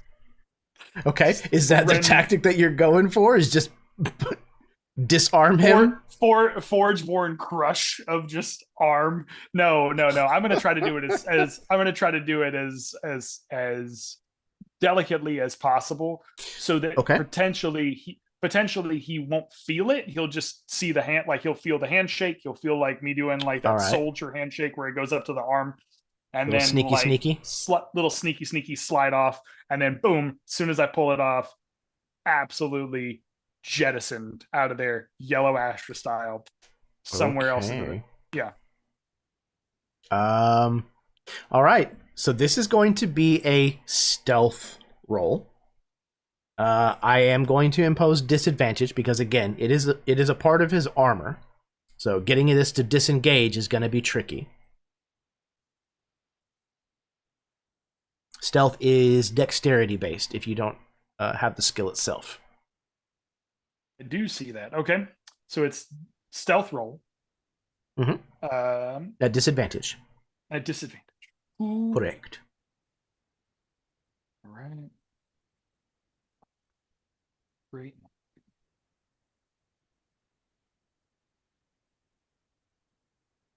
Okay. Not great. That'll be all up 12. 12. Yeah, it's not great. Okay. Not great. Okay. So here's what happens. You come up to him, kind of thrust a handshake towards him. He kind of takes it, not really sure what you're doing. You grab a hold of it, try to pull, and as you do so, you also activate your void slip. But okay, yep. What you don't realize is as you're activating your void slip, you also activate his bracer. Oh shit. Cool. Okay. Yep. I would like for you to roll me 40 percentile. 10 and take all the damage. No, percentile die. Okay. Percentile. Okay. Ooh, baby, I love me. Okay. I don't know how I feel about that. Because I don't know if low number is good or if I don't know if low number is good or if high number is good. That's So kind of the bitch of the situation. I rolled a 7. I rolled a 7. 7. Yeah, on a D100, I rolled a 7. Okay. He just gives me okay, folks. This doesn't make me feel good. 7% of your friend teleported. 7% of my whole body teleported. There's 93% of my corpse is still there in the brig. 7% of me is somewhere else. So, you void slip. However, you trying to pinpoint where you're going to come out of this void slip goes a little awry because you weren't expecting this other expulsion of Astra to intervene. You wind up at bay number 527. You are on the other side of the riot. You overshot, as it were. As you kind of realize this, notice the number on the wall, you realize that your hand is kind of out still, and you realize you're still shaking the hand of this Templar. And as you turn your head and look in that direction, there's about 7% of him sticking out of the wall. The rest of him, apparently, is inside the wall. 7%? Wait, he's still there? He's living right now? I mean, you have his hand in yours. Yep. So is it just an arm? Again, sticking out of the wall? Yeah. If you look past the hand and the wrist that you're kind of grasping, about halfway, maybe not even halfway up his forearm, it just dead ends right at the wall. Cool. Full on, I just take the bracer. Like, no sympathy. Like, you're in a wall now, dude. Sucks. I'm sorry. I have no, like, Ulysses has now gone from being like I think there's a moment of panic of like, oh no, that's not what I intended. I didn't want to hurt this guy at all. But then the moment of like, that's not something you need to focus on right now. You have a mission. fucking focus on the mission. His brain goes, I will fix this later, but for now, I need to take this. So he takes the bracer off, leaves the body there, and immediately will go figure out where he's at. He knows he overshot because he can hear the riot somewhere in the building, somewhere in the space station, but he knows he overshot by a lot. And now I think he'll try and find his way around, try to figure out where he's going. Okay. So you kind of turn, find which direction the numbers are increasing, which is to your right, and you begin heading that direction, which is also carrying you closer to the riot itself. We smash cut over to Bay 532. Sylvan, it is your turn.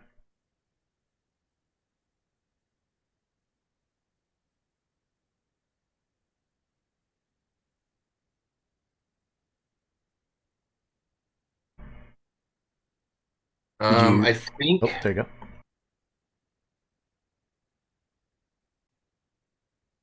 All right, so I made my way off. Kahiti is going up there.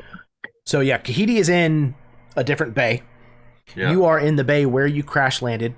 Lucius is with you, standing at the open door that leads from the bay where you crashed into the corridor that connects all of the bays in this particular part of the station.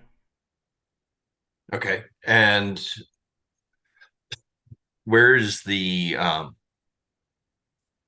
riot / fire / Sounds like it is out in the corridor in the opposite direction of where Kahiti went.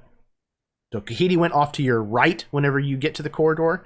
The riot seems to be off to the left in the corridor. Okay.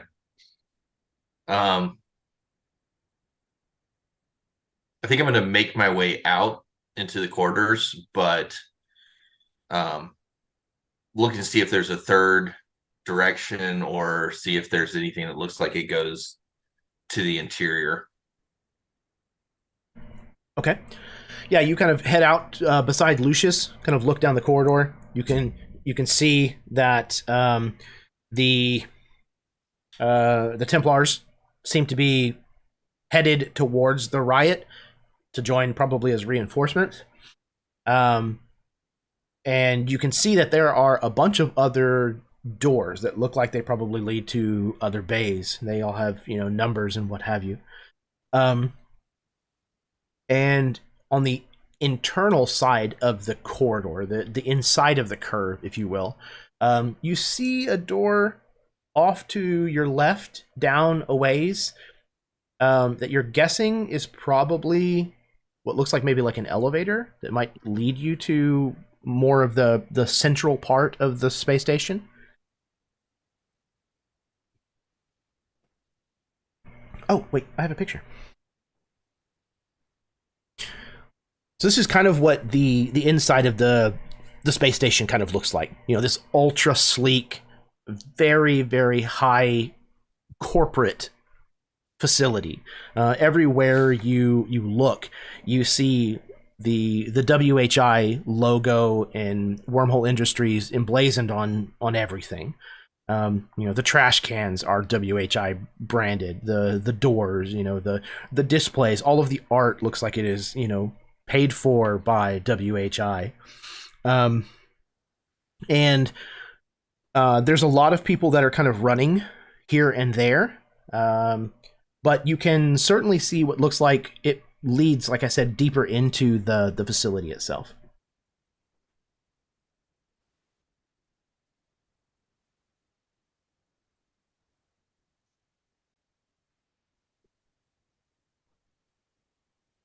Okay, I'm going to hang out with Lucius and see what happens next.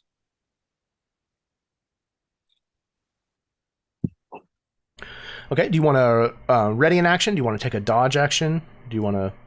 Yeah, I want to prep my slinger and Okay.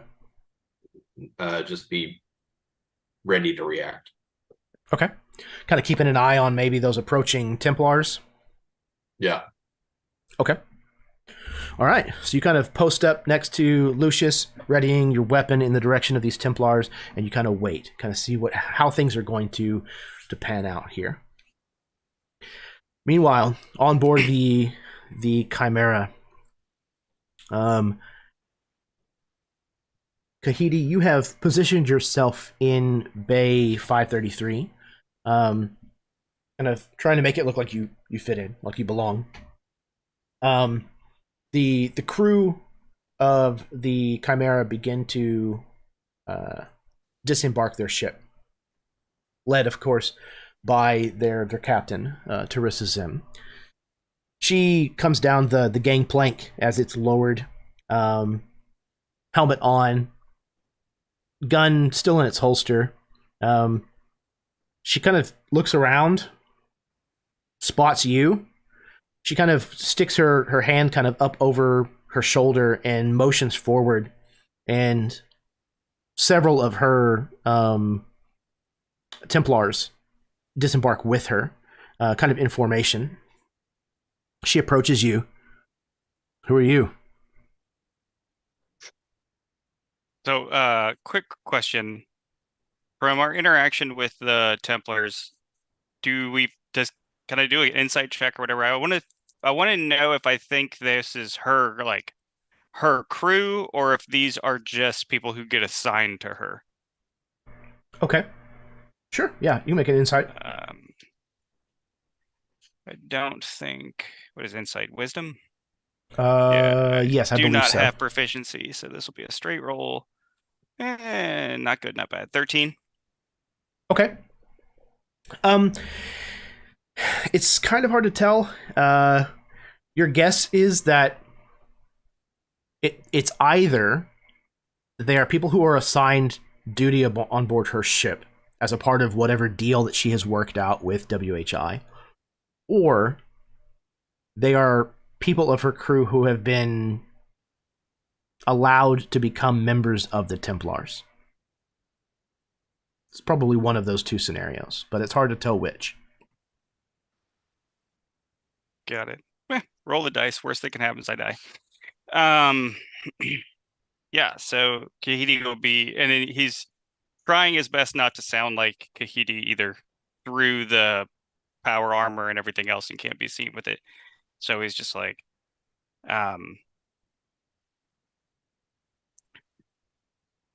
Voiders Rebellion, ma'am. Been sent to escort you. Templars are to report to Bay 540. Muster for counterattack from behind. And you putting me into like some kind of lockdown? Like I can fight if I need to. I don't mind putting down some. No, ma'am, not a lockdown at all. Just simply here to provide additional assistance if required, as the Templars are being asked to muster up at 540 for counterattack from behind. All right. Fine. You, and you. Stay with the ship. Make sure that it's ready to take off just in case.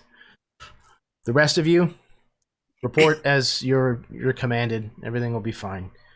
And then she kind of, turns back towards you. 3 of the Templars kind of pull off and look like they're going to go, stand, on guard near the ship.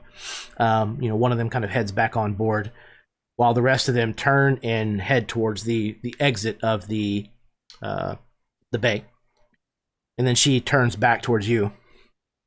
Ma'am, anything you wish to take off the ship with you before you disembark?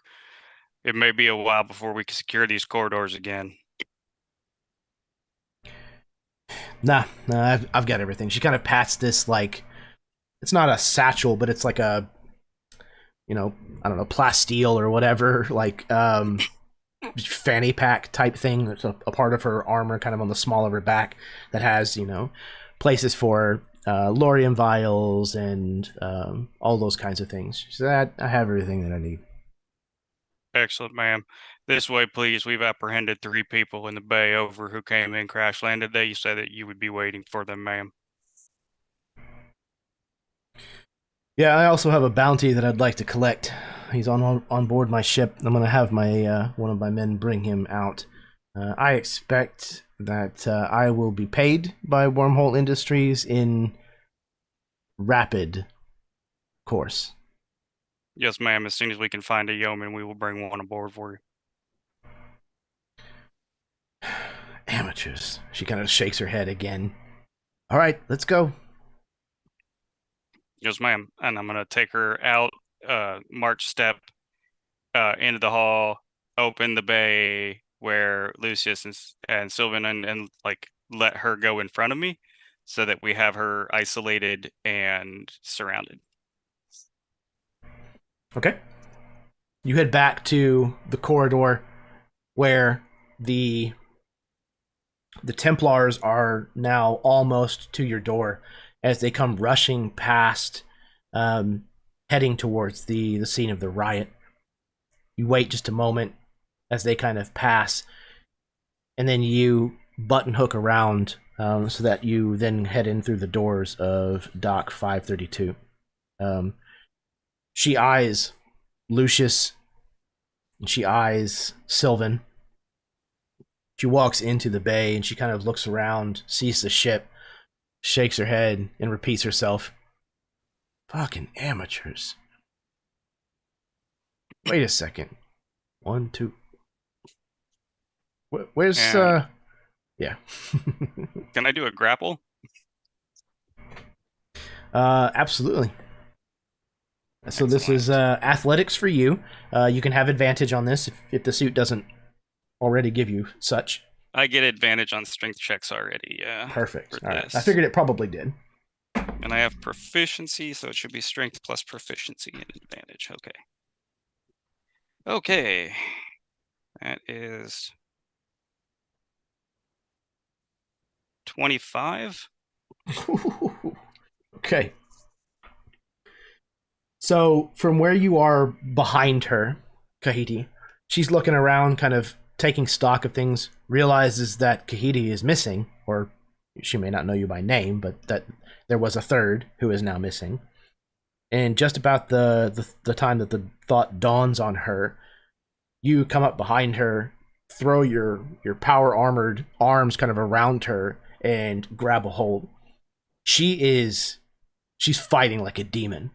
She is kicking and trying hard to flex her arms out wide to try to get you to loosen your grip. And she's strong, but with the aid of the Dragoon armor, as of right now at least, there is no hope for her getting out of this. The fuck is going on?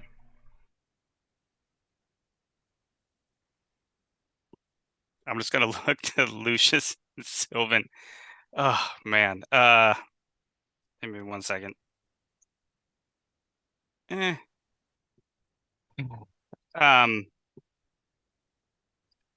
So yeah, he's just gonna look to Lucius and Sylvan and be like, "Don't have time, yeah. Finish her, yeah." Yeah. All right. And so I'm just gonna restrain her to give them advantage on attacks, and then when it's my round, I'll do shenanigans. Okay. Lucius, you're up. He's gonna like crack his knuckles and for what they are, and the cabling inside's gonna glow, and he's gonna say, "My mom told me never to hit a lady, but you're not a lady. You're a bitch." And he's gonna hit her. No. And let's roll that up. I believe it automatically counts as a critical in this particular situation. All right. Then just what do you want for your critical? For I get a roll. I would enhance my abilities. Is why the cables rolled, so my Astra favor go naturally. Up Okay. And then that gives me an extra melee damage dice, and then I have the shock gauntlet, so that gives me a d6 of lightning. Okay. So the way that I do criticals is take all of your dice and modifiers maxed, and then you roll your dice and add your modifiers a second time. Okay. So dice alone, I have 2d4s and a d6, so that's already 14. That's 14 plus what modifiers? And then I have my strength is 4. So an 18. Okay, so you're starting base 18, and then you're going to roll all of those and add a 4 again. So the dice don't fit through my tower too well. But they light up.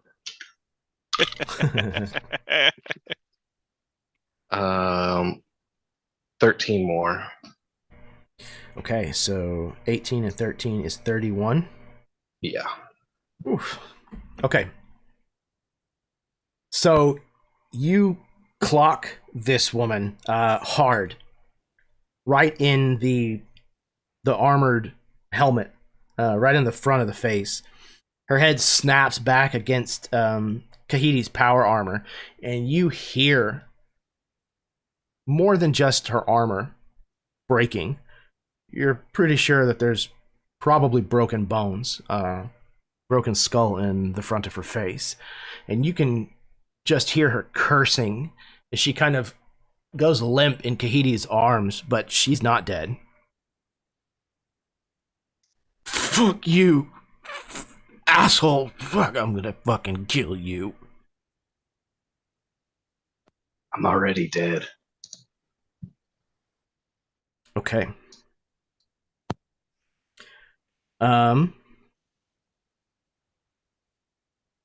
It is actually Kahiti's turn. You're not gonna kill anybody. Nothing personal. Business. And I want to pull the axe around, like, to across her throats and, like, pull her as hard as I can with the power armor in and click the immovable rod. So I don't know what you want to roll for damage on that, but by doing that, it's a DC 30 check for her to remove it from her throat. Yeah. And it's, I have her restrained. Yeah. So the goal is to just sort of her out so that she gets a kind of a quick and semi more or less painless finish. I think it's a little late for that, but you make the rest of it quick.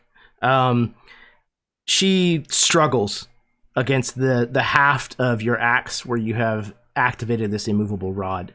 And it's not long before she grows still. Her death throes slowing and eventually ceasing altogether. Okay. Kahiti will release the button, pick her up, carry her over to where he slid through stuff, because it kind of looks like maybe she just got kneed in the face or hit by some debris, and toss her in that corner. Yeah, I don't think Kahiti's thinking about searching for anything, because I don't think Kahiti's got a warm and fuzzy feeling that getting out of here is a possibility. Sylvan, Lucius, let's go get our boy. First things first, I'm going to double check that she's actually completely dead. Yes. And then I'm going to take her bag with the Lorem vials and Okay. all those things as well. All right. So, getting to the end of the round here, Sylvan, make sure that you mark down the Impaler's satchel, I guess you can probably call it. Ulysses, make sure that you mark that you have a gauntlet or a bracer of a Templar. And I think this is where we're going to take our break, so that these murdering psychopaths can go to the bathroom and refill their drinks. It was only a matter of time until the stress levels got to absolute. You got to let that fade go out sometime, and I think it's about time. Like, we've been stockpiling it forever. Let's let it go.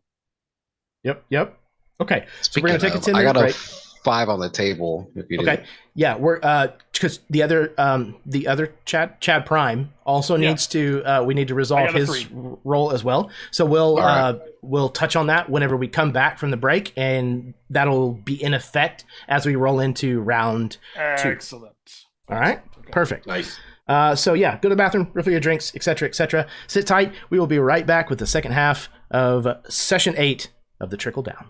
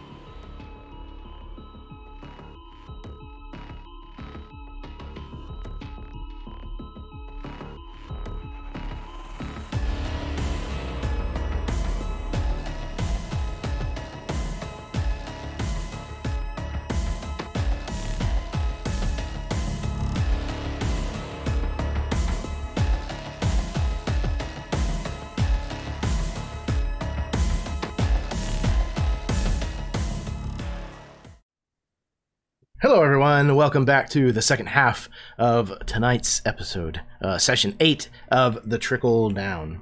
We're running Harbinger, at least allegedly, and yeah, having a great time doing it. So we're gonna keep on keeping on here, and may or may not finish this game up tonight. We'll see. It's the finale? Question mark. No promises. All right. It's the finale So- trilogy. We we're like Disney. We're just gonna keep milking that Star Wars franchise money. We gotta get to that episode 9 though to make a full trilogy, right? Like That's right. That's how we gotta do it. Trilogy of trilogies. We shall see. We shall see. All right. Before we round the corner into round 2, we have some rolls that we need to touch on. And Ulysses rolled a 3. You're just 1 point over Ulysses? Is that right? Currently, I'm just 1 point over because I The big did a Uno. void slip with a boost, and the enumerations. So the enumerations I did at the beginning cost me 2. The Okay. void slip was 2 plus a boost, got me to 5. And your astral limit is a 4? And my astral limit is a 4. Yeah. Okay, so yeah, just the 1 over. I cannot, by the way, hear the term void slip without picturing some kind of silky, like, negligee. No. Thank you. I came out in my void slip. I just thought you might want to. It accents the beard very well. Thank you. So you you rolled a 3. Your reflexes slow. Reduce your armor class by 1 until the start of your next turn. Oh, well, you're about to start Okay. your next turn. So, Okay. So your reflexes were slowed while you were realizing that there's a part of an arm sticking out of the wall. fair. Lucius, you were also 1. I'm over? actually not over. I just had to roll Oh, you're because I not. was in the wand. So I just was under the impression I was rolling again, but that's my first use of Astra. I mean, so hey, brother, if you want to roll on the Astrofade chart when you don't have to, I'm not going to stop you. I do want the Astra. I want the Astra, but I don't want to be over yet. Okay, so we'll hold on to that then. Soon, yeah. Soon, TM. Okay, cool. So, Ulysses, you have removed this poor individual's bracer from his arm that is jutting out from the wall. His fingers kind of like spastically opening and closing frenetically. You kind of slide that off of the end of his hand. You manage to like secure it onto your own forearm if you'd like. As you do so, you realize as you're kind of looking up where like the surface of these walls are, these kind of sleek white walls of the interior of this space station. Some of these panels also serve as like glancer screens where they can illuminate part of them, likely with Astra, to send a message or show some kind of video or something. And you see like a banner of, I don't know, maybe 2 feet high or whatever, that surrounds the entire room that you're in, and kind of like ticker tape, like advances around the room, if you will. And it says in massive blue letters, it says lunar alignment 3 minutes, and begins to count down from 3 minutes. It is your turn. Jeremy, I'm going to be completely honest with you, but we haven't played this game in a long time. I completely and utterly forgot the goal of said mission. Going to be completely honest with you. Well, to be I fair, Blow to a shit point- up. it I has got to a been point 4 where- months since we played, so I got to the point where I was like, oh, so goal in here is to just literally take this space station out. Correct? yes or not no? Correct. So Maybe. you know that again, that there was a doctor here who sent out, who smuggled out recorded bits of memory hidden in Lorium vials inside of Which we Forgeborn. now have. Right. You managed to collect all of those pieces, so to speak. And he was getting the word out that WHI here on this space station were creating something called Astra-foils. These Astra-foils purportedly are going to refine and purify Astra, separating it into its individual spectrums, making it better. But in reality, they're cornering the market on Astra usage.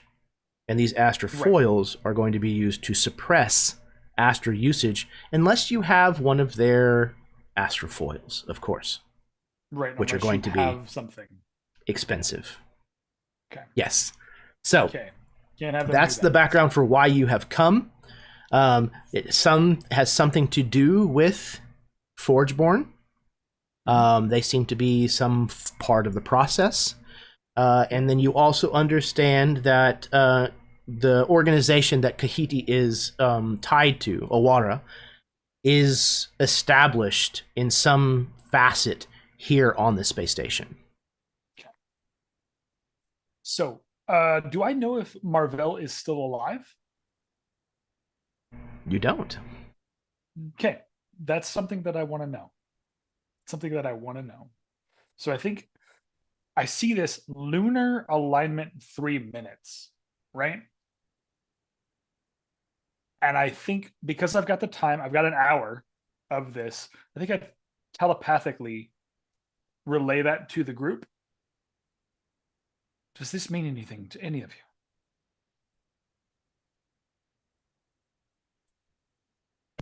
I don't think a spaceship could align a moon. Neither do I, but I figured it just seems odd that they would be worried about the moon's orbit. I thought we were in orbit of the moon, so we're always kind of we in are, alignment. but like lunar Right. but like lunar alignment comes in 3 minutes. I'm wondering what happens when that 3 minutes is up, right? I don't know what. Seemed like part of the ship might be moving, to align to see the moon, not I don't know. I don't know either. I think we still blow it up from the same spot. Very well. Are you concerned, Kahiti? Where the fuck you at, by the way? I'm on the other side of the ship. The ship you were on? No, on the other. No. I got out of that ages ago. But Wait. I'm here. I'm just on the other side. Catch you up to speed. Zim did. I thought you were still there, so I brought Zim back and we sorted that. Dead. Yeah. Interesting. Yeah. I wasn't expecting it to go that way, but thank you. Well, just to put it blunt, it's gonna get kind of dark from here. I would assume things are gonna. Don't know if we can't really keep prisoners. No. Look, I'm right there with you. I may or may not have information redacted. I may or may not have punished a man to an existence inside of a wall. Yeah, well, it's war now, right? You can't just disarm people.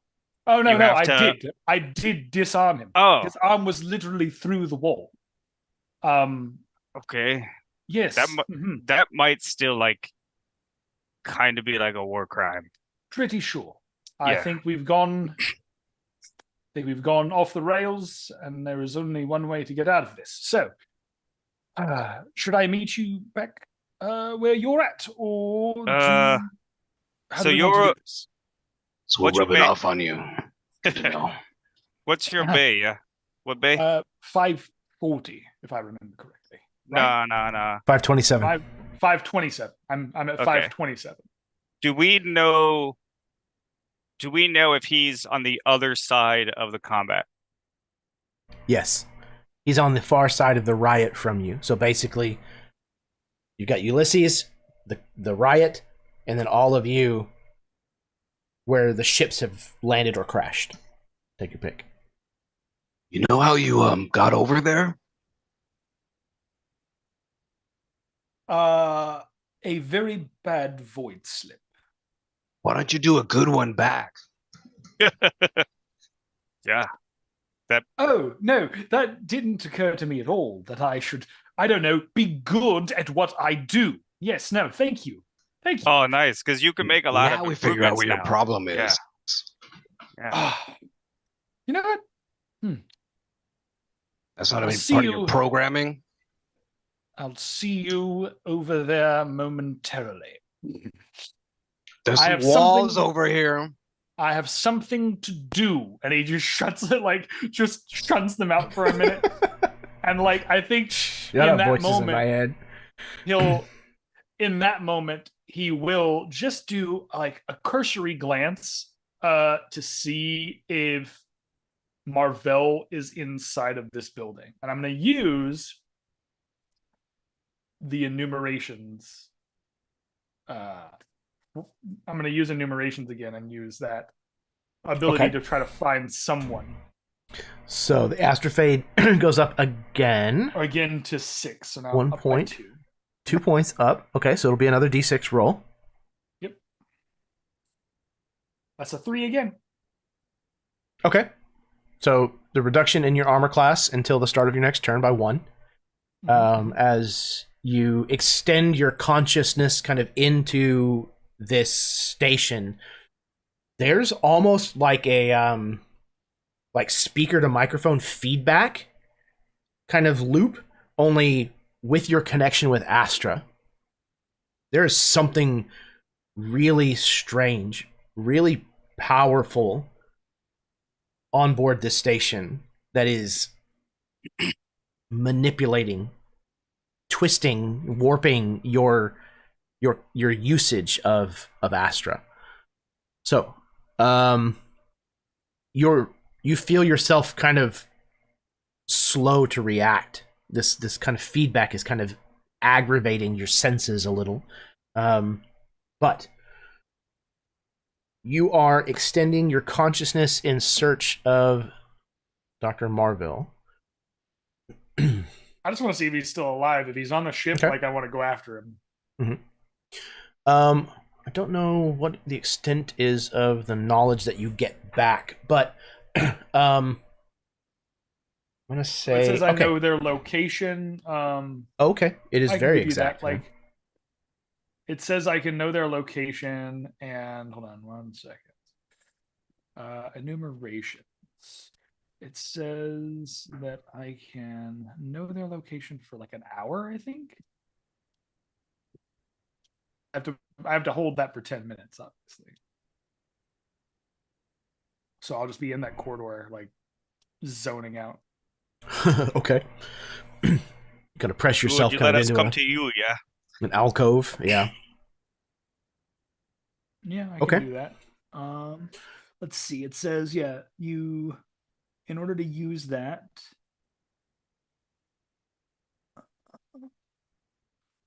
you open your astral eye, you reach across the void, you describe or name a creature or objects you are familiar with, you sense the direction of the target's location, as long as it's not within the Harbinger. If the target is moving, you know the direction of its movement, and you're aware of the target's location and movement for 1 hour.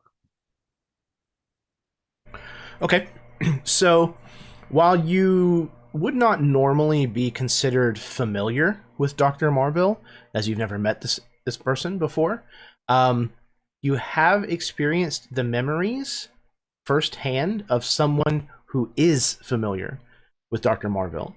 So I would say that would qualify to a familiarity with this individual.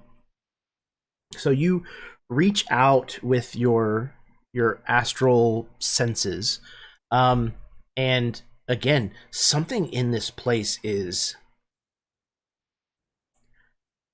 strange. at once somewhat of like a conduit, like a heightening of this power, but also again like a bastardization of it. It's almost like you've pulled the throttle on a motorbike, and the thing is taken off 6 times faster than you thought it would, and you're in no control of like where it goes. It's almost like that sensation, but you get a sense almost like a pathway through this station, and you do indeed feel on the other end of this tether that you have established one Dr. Marville, alive and on this station.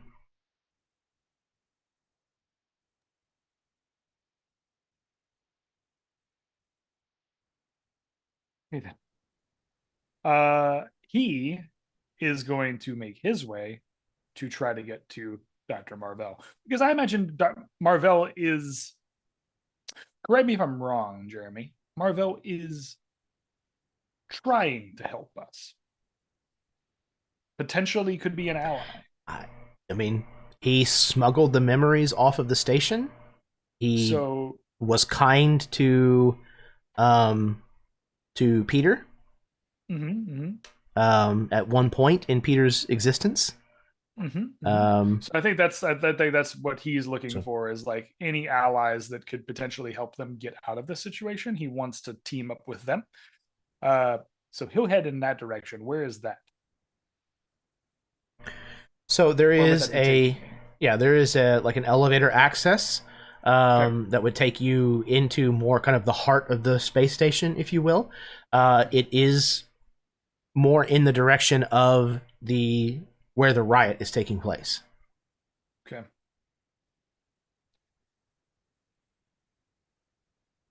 He'll note and say, I think I have a bead on a Marvell fellow. So has it been like 10 minutes where you just went quiet? Yeah, I went quiet on the mic for about because it takes 10 minute time for time for him to. Okay.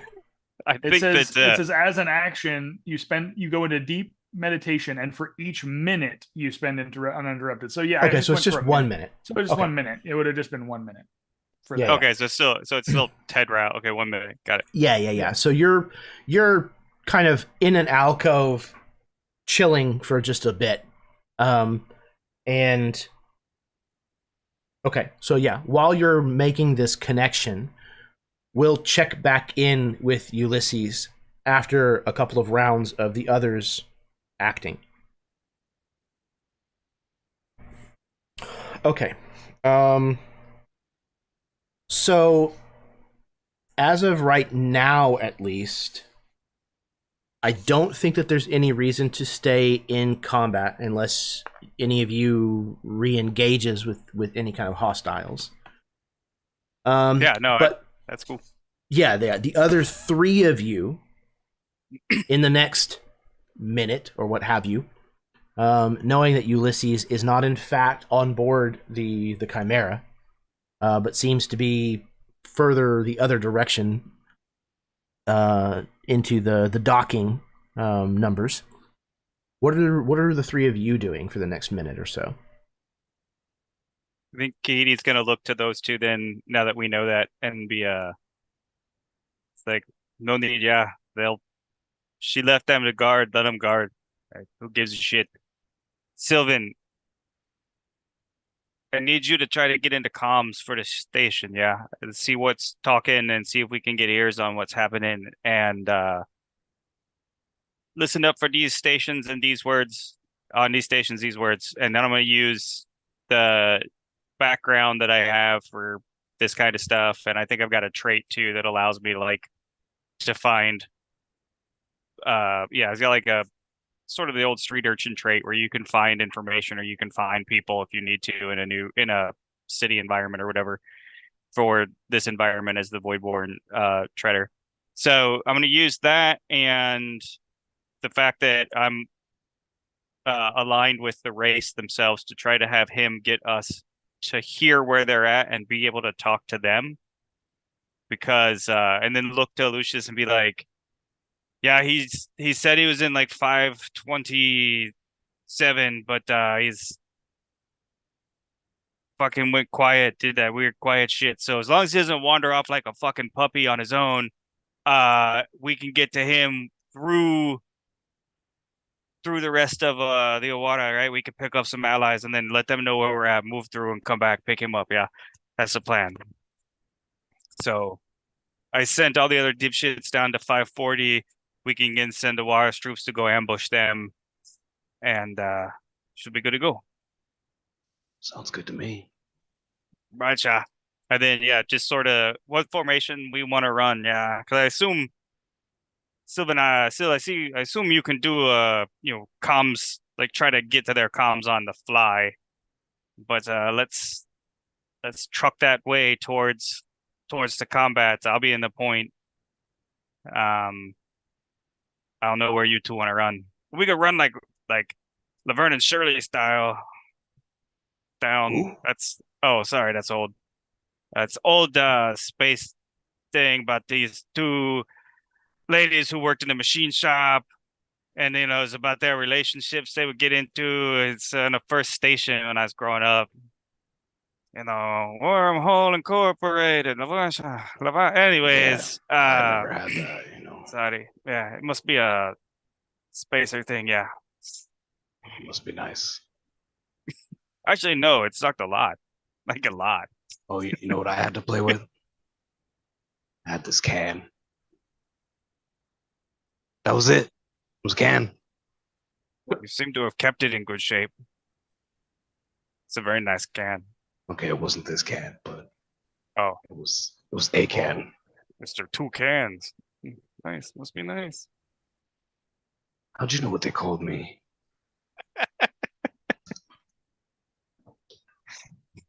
Now we're going off rails.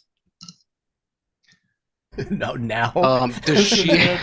We were born off the rails. Jeremy keeps doing this, like stretch it out, stretch it out, stretch it out. So I don't know why. We're just It's like, yeah. We're on y'all's time right yes, now. This is beautiful. No, this is more. I want more. Does she have a weapon on her? You said that she didn't draw yet. She does. Oh, Yep. Yeah. Captain Zim. Yeah, Yep, I she would does. like to take that along. Okay. You'll figure out what it does later. Lucius over here just being like, I'll take this one, and then use all of them at once, please. Like, I already, okay. with all the money, the starting money, I bought one of each kind of gun that he was proficient at. Just But fucking now like I'm just swapping Nerf- out whatever that was with just hers. a Nerf gun, just Perfect. a space Nerf gun, being like, oh, that's pretty cool. Fucking- Can I get a blunderbuss cap for my Ooh, Astra I don't know weapon, those please? yet. It's like Captain Tactical, like just 19 guns bouncing off him as he runs down the hallway. This here's All Vera. hooked up on She's my on favorite one gun. jib. That's right. He's got like a jib that has all the guns lined up across his shoulders, and he's just He doesn't change the clip. He just throws the gun and gets a different gun. It's just like, No time. Perfect. Okay. Yeah. You can collect Captain Zim's gun. It is basically like a not a handgun, like the step up from like a submachine gun. Something around that a light repeater. size weapon, probably. Yeah. We'll call it a light repeater. And we'll get to like what it might or might not do All right. if it comes up. Cool. Okay. So the plan is to try to reach Iwata through established secret channels, use, some kind of hidden lingo to try to communicate with them that your allies, you're headed towards this point of incursion, and you're basically wanting safe passage from one side to the other so that way you can get to Ulysses. Kind of sounds like the gist.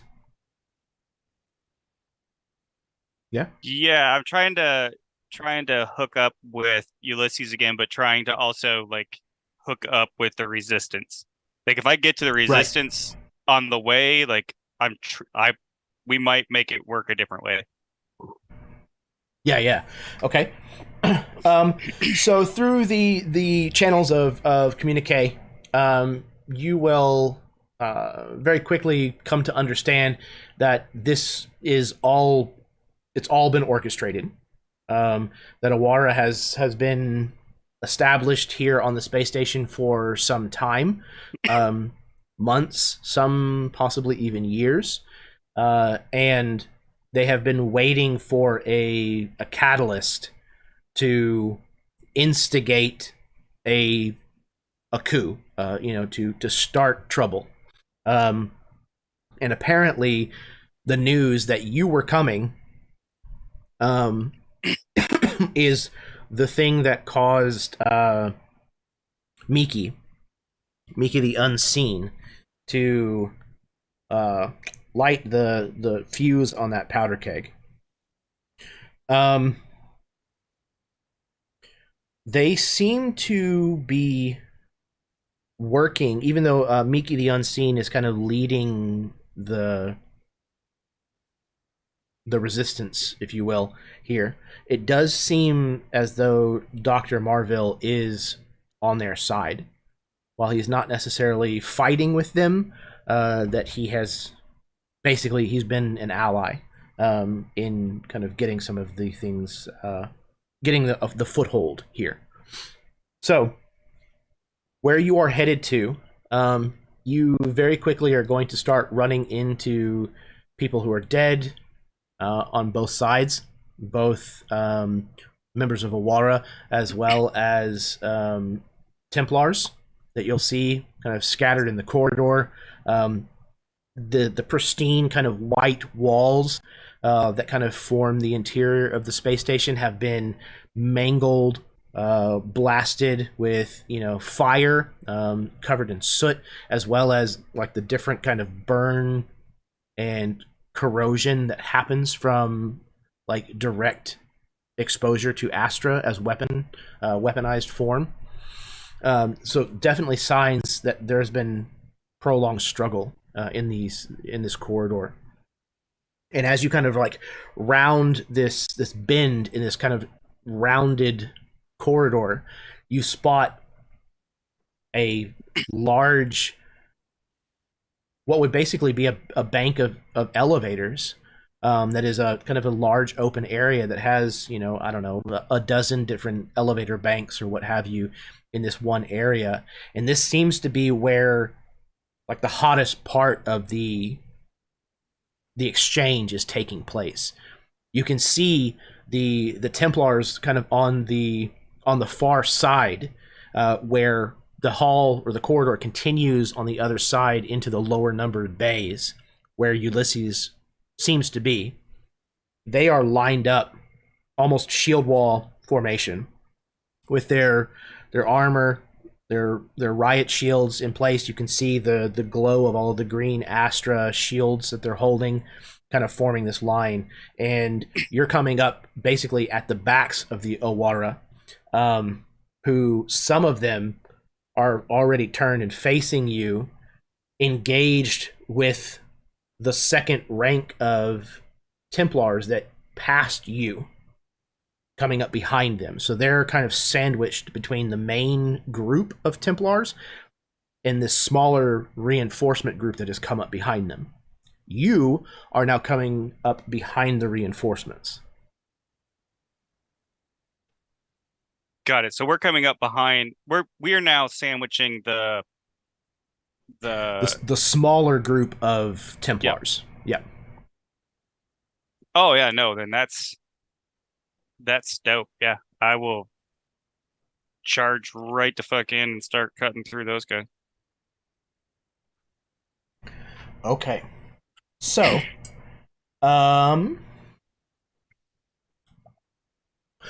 okay, so for sake of time, getting all of you back together and getting to the next bit of what we have, I think the way that I would like to handle this, because this part of things is somewhat of a foregone conclusion. Narratively, each one of you describe to me how it is that you move from your current position to the other side of this conflict, where Ulysses is on the other side. You can take out Templars if you'd like. You can sneak past. Narratively, just tell me how you do that, what we see your character doing in this scene.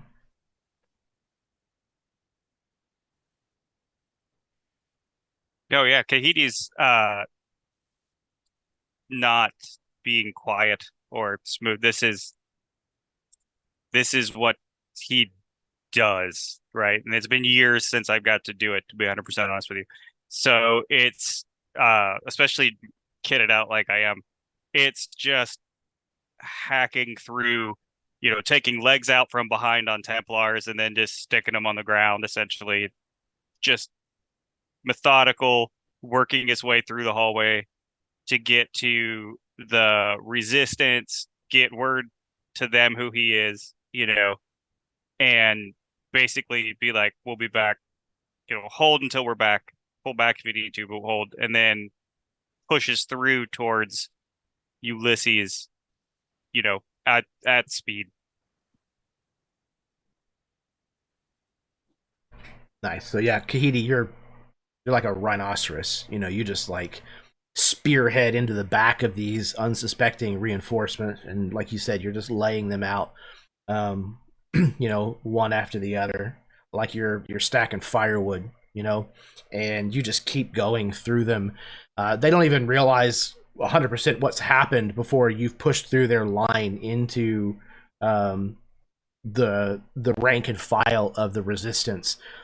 Several of them, bringing arms, to bear in your direction before they see you taking out, the Templars that are standing right in front of them, and realize that, hey, the enemy of an enemy must be a friend, kind of thing, letting you through, where you can then kind of identify who you are. And they start making a hole for you to punch through the main part of where these Templars are, so that you can then try to get past them to Ulysses. What about the other two of you? Sylvan, Lucius, how you doing this?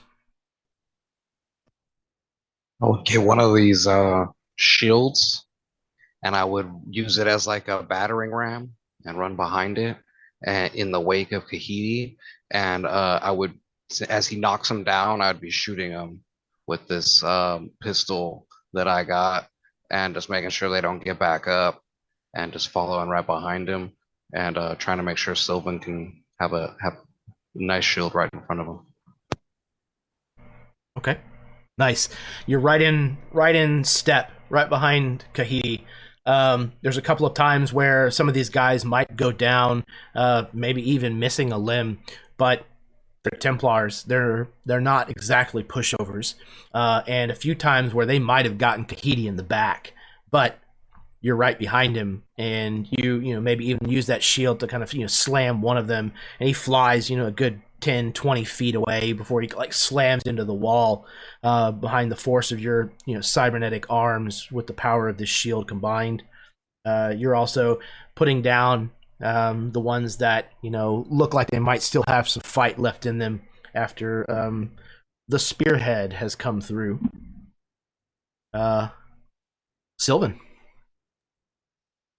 I'm squishy, so I'm gonna stay right on Lucius's back. Excellent. Okay. Maybe as you're doing so, this is when you're kind of establishing connection channels, with the Awara, and kind of working out, the lingo and the code talk, the code speak as you're doing so.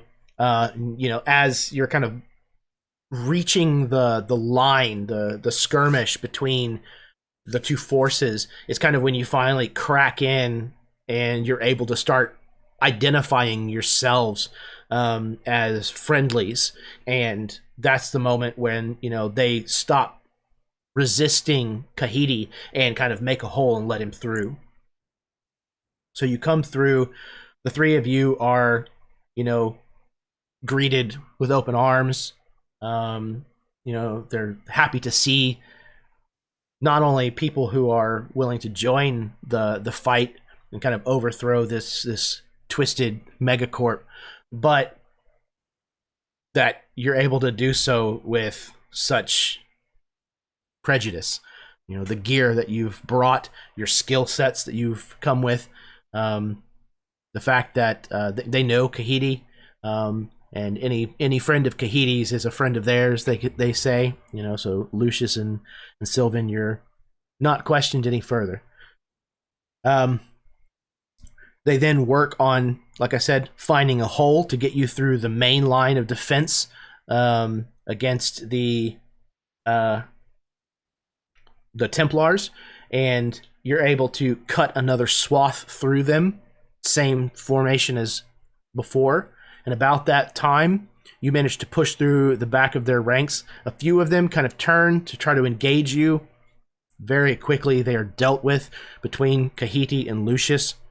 Meanwhile, maybe Sylvan, seeing that combat is happening over there, there's no combat over here, kind of starts moving further away from the combat, and you find Ulysses tucked away in an alcove, almost like maybe like standing like a robot, like with his hands like down by his side, just like 1,000-yard stare, just kind of in this alcove, almost maybe even like at first glance looking like he's deactivated or something.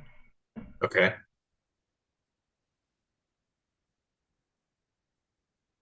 Ulysses, man, are you there?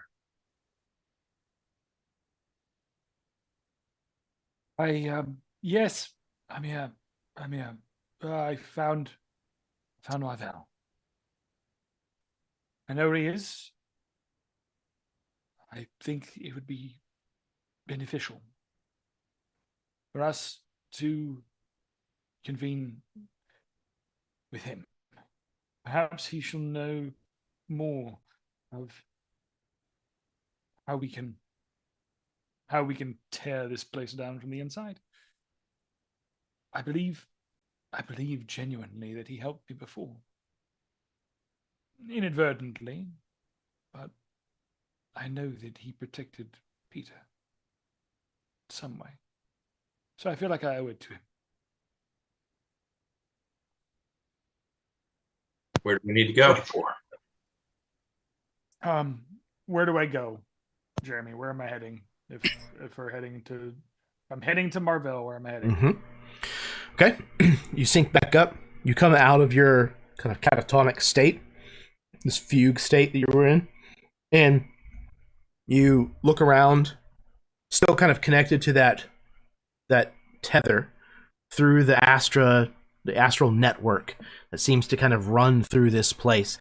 You realize that, again, there's an elevator a little past where the group just ran past, not quite back into the fray yet. While they are fighting over this larger bank of elevators, there are a few service elevators that seem like they would be accessible to get to the different parts of this space station without having to get back to that main group of elevators. Marvel is on a different part of the station entirely, more kind of at the center. So if you picture all of the docking bays as kind of, like I said, spokes on a wheel, they kind of extend outwards from this center, like in almost like a radial symmetry. And Marvel is kind of at the hub of the wheel, the central part of the station. So we're heading inside the station, deeper inside the station. Okay. Correct. So, do we think Marvel's in danger now? Not directly from them, but if we're taking this place down, Yeah. Hear me out. Yeah. I don't want him to be a casualty of it. No, 100% understand that. Yeah, if he's helping already, yeah, we can get to him easier than running down the hall. Last I checked, no one's looking for us right now. Right? So, As far as I know, yes. yeah. Zim dead. Our boys watching the ship. No one else give a fuck. I think we double back, hit up with Mickey, right? Have Mickey's group maybe get him, or we split, or we get people. However we got to get to the core to get ready to take this place out. Once all shit goes down, it's gonna go down fast, right? We need to get more than him out. We need to get Fair. everybody No, out. Yeah. I agree. Well then, yes, it's. And he looks again at the ticker tape. Shit. What is that? Yeah. I don't know. Maybe you should ask your people in Aurora. Yeah, we can. Either of them. Sylvan, can you try to get information on that? Like, is there anything you can do to the ship? Can you hack that in and try to find out what the fuck that means? I could try. All right. Sylvan, let's get a roll. Oh, what did you have, Chad? Didn't we bring like a payload of explosives on the ship? I believe that you did. Yeah. Shouldn't we maybe go and get those? I left them on the car. Shit.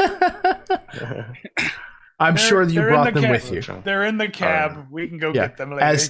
As players, you may have forgotten, but I seriously doubt that your characters would have. Characters would not have forgotten. Fucking bombs are on the ship, like right next to the crate that the armor was in. It's just like a bag of explosives. Yeah, smash cut to the bag of explosives sitting on the ship by itself. Yeah, exactly. Very Archer-esque.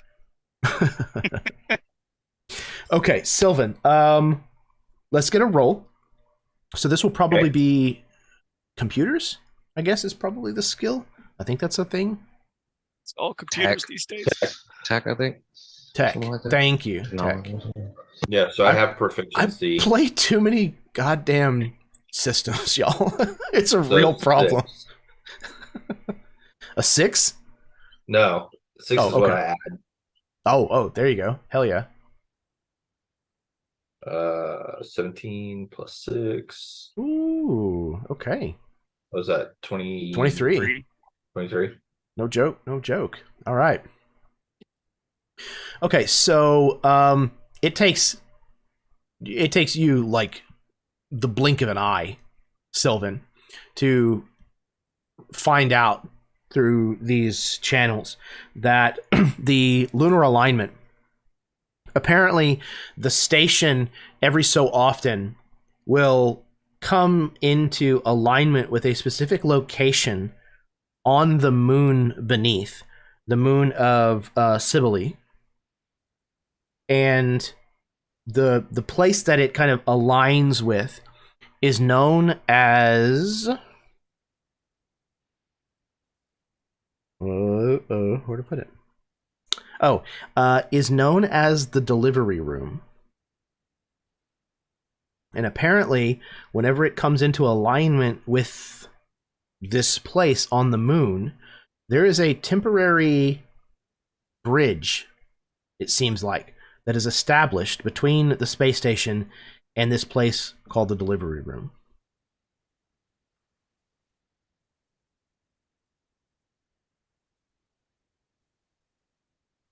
Okay. I'm assuming you tell us that. Yeah.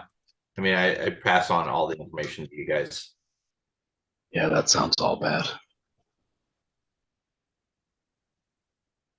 Let's put some pep in our step.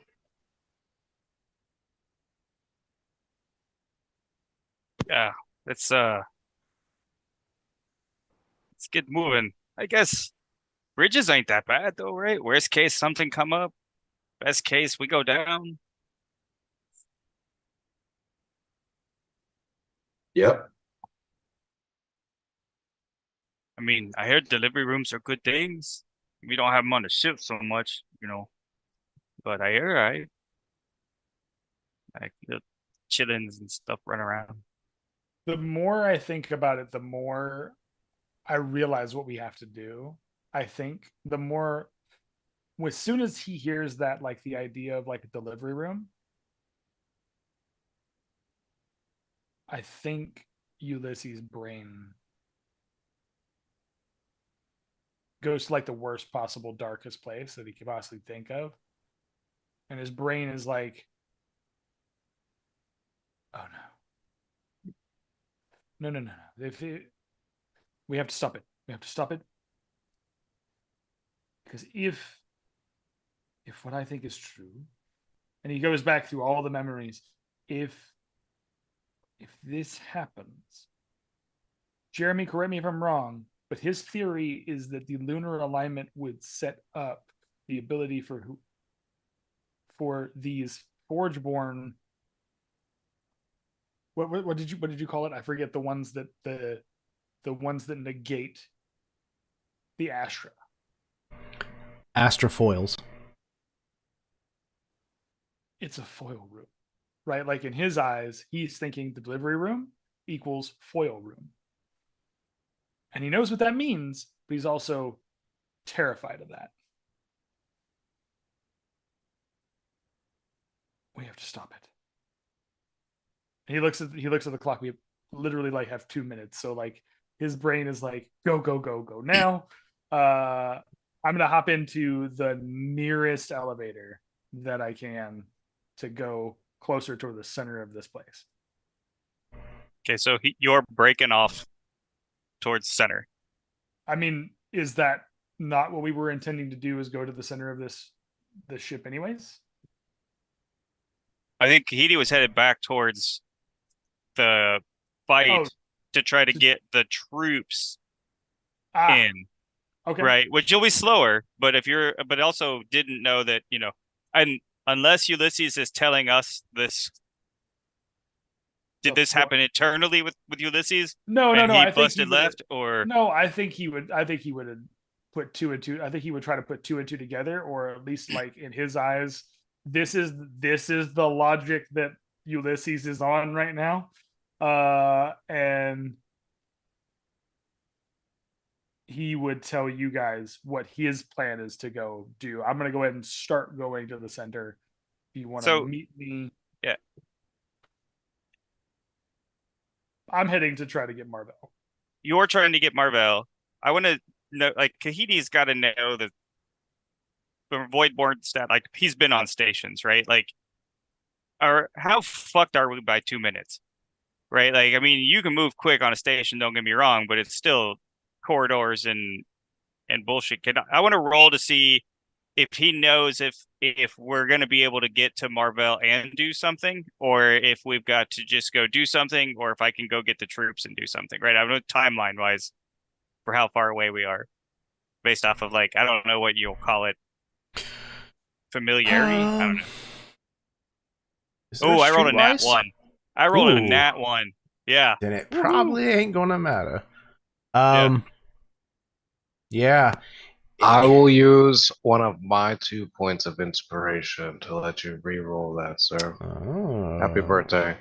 Oh, thank you. What are we doing with inspiration nowadays? I can't remember how it is with this campaign. You just re-roll it. Re-roll? No. I mean, what do we get inspiration for? Oh, he's giving it out first. Oh, you're giving it out. Yeah, got it. Just all kinds of stuff. Yep. Anything and everything. I have a few campaigns that do it based off RP, and then I have a few that do it off of, like, when you crit. Okay, so that's better. That is a 13 plus. What would you say that one modifier would be? Yeah. Let's see here. Probably streetwise, if that is a thing still. I don't see it on here. I've got diplomacy. History? Intimidation. History? Yeah, maybe your history on ships. Ooh, yeah. Acrobatics, history. I think that what's history under? Intelligence or wisdom?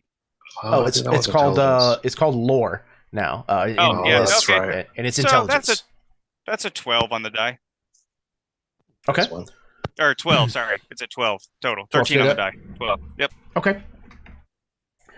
So, it's, that 2 minutes can make a big difference whenever you're talking about things going critical and getting people off. of a station or a ship that is, you know, in dire need. But it's also every second counts. You know, it's not the kind of thing where you have the luxury of time.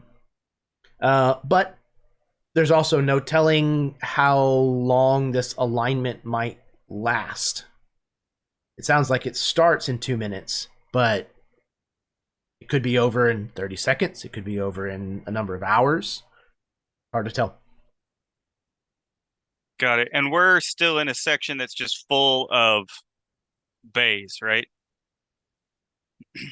Yeah, this whole section is for like landing, loading, and offloading of ships. Got it. Assuming we had when we chatted and they made a hold for us, we got their comms channel or whatever, right? Okay. So I'm assuming that portion. I'm gonna look to Sylvan and be like, Sylvan, yeah, I need your help. I got a bad idea. Get on the thing, you know, it's Kahiti, yeah, boys. Everybody suit up or stay out of the base, yeah? Gonna need to slow this thing or move it a bit. And then I want to ask Sylvan, yeah, can we I want you to blow every bay we can between here and the front lines of this or past us. So anything you can get into, I'm gonna run to the nearest bay door. I'm gonna pop that shit, overrides, whatever. I'm trying to push this thing out of alignment somewhat, yeah.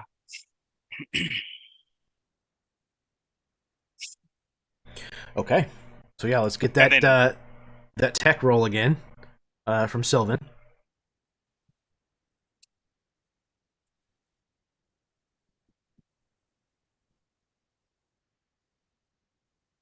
So the goal is to keep the corridor we're in pressurized, but the Sealed bays pressure. attached Okay. to it blow out and use that as reaction mass, basically, to push this thing.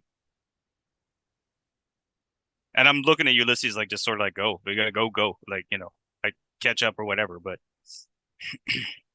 No problem Okay. with that. That's so 20 not nat. Okay. What did you have, Chad? Oh, I was just saying that you shouldn't have any problem catching up with in that. Oh yeah. yeah, my base speed's 40 and 50 on the first turn of combat, so Right. I'm pretty good. Okay. So Ulysses takes off towards the nearest elevator. You're pressing the button to call. It's making its approach.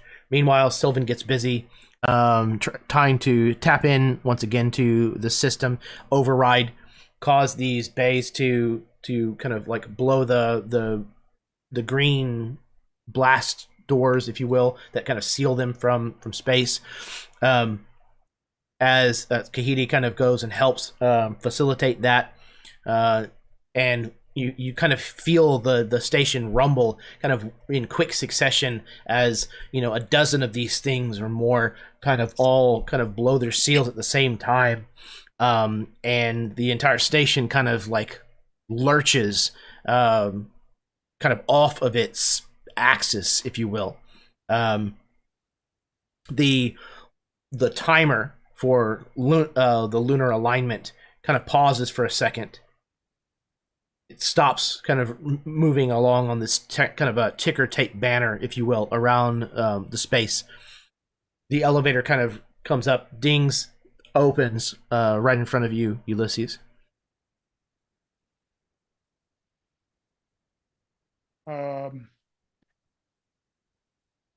He is trying to keep his emotions relatively calm, but he is looking around for Marvel in this lower corridor. Or what does he see in this lower space? Yeah, so you're getting into the elevator now.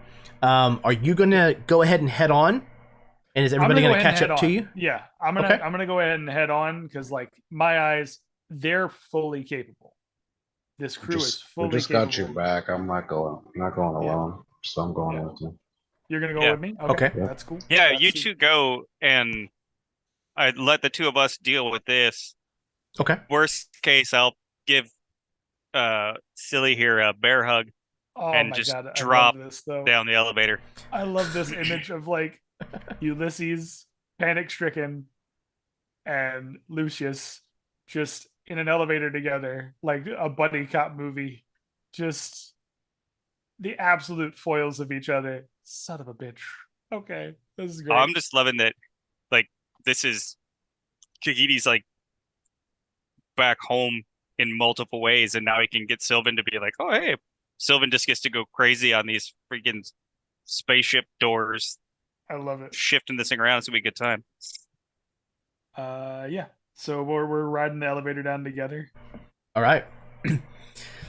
Ulysses, you get in the elevator, frantically start like pressing the button to take you down, to where Marvel is. Just before the doors kind of like are sliding closed, we see, the cybernetic hand of Lucius kind of stick it in between the doors and keep them from closing.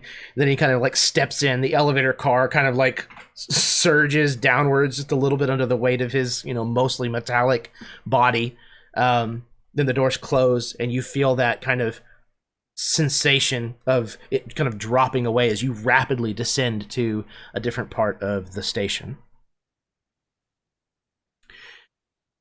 As Kahiti and Sylvan kind of jettison the pressure in some of these bays, causing this thing to rotate out of axis and out of alignment, you can watch as that ticker tape eventually just kind of like fizzles and disappears. Somebody has deactivated it, at least for the time being. Ulysses and Lucius, you rocket downwards through who knows how far of a distance on this space station before it eventually stops and dings. The doors open and you find yourselves in definitely a similar aesthetic. It's obviously designed by the same architects, built by the same engineers, but it is a decidedly different part of the space station. And you can see what looks like maybe more laboratories, scientific research, things of that nature. And that's probably even like the demarcation that you find on the walls and things. For Ulysses in particular, Ulysses, you have been here before. Or rather, you have seen this perspective through a different set of eyes before. One of the memories that you relived took place outside of the lab that is in front of you.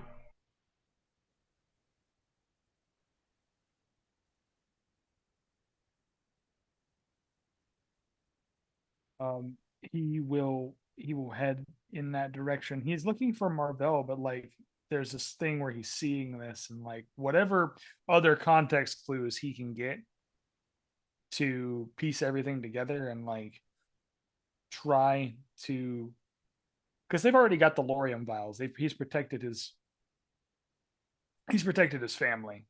They've already got all these things. So now he's just like, what do I need to do to really put the nail in the coffin for WHI? Like, is there anything else in this space that I can take with me, observe, anything that before I blow this all to hell?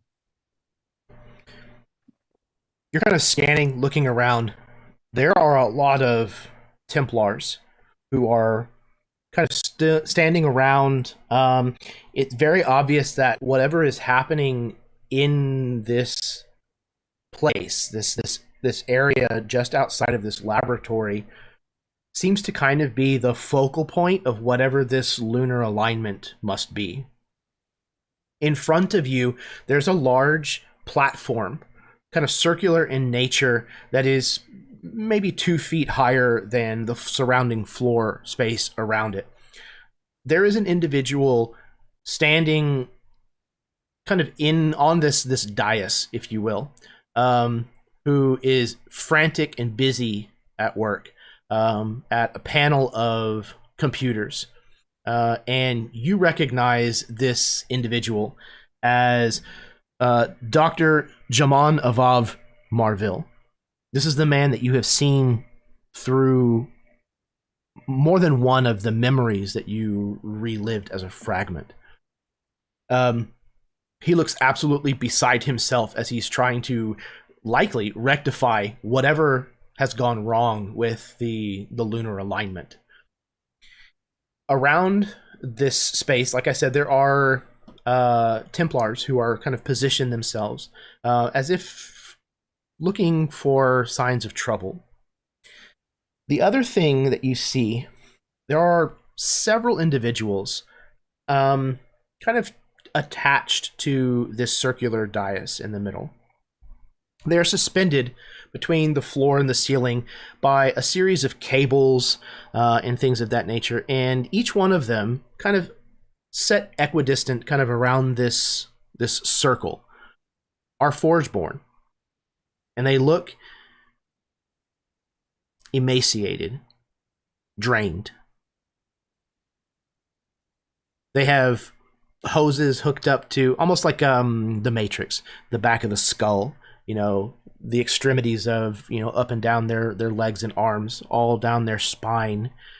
And all of these wires and cables kind of disappear in a bundle kind of up into the ceiling and seem to rise up from each one of them and then kind of form a hub directly above this dais that has a strange looking aperture that forms the center of where all of these cables and wires meet. Each one of them, you can see, based on the some of the tubes that come from them are clear. There seems to be the most brilliant yellow Astra that you've ever seen in your life pumping through these cables, these tubes.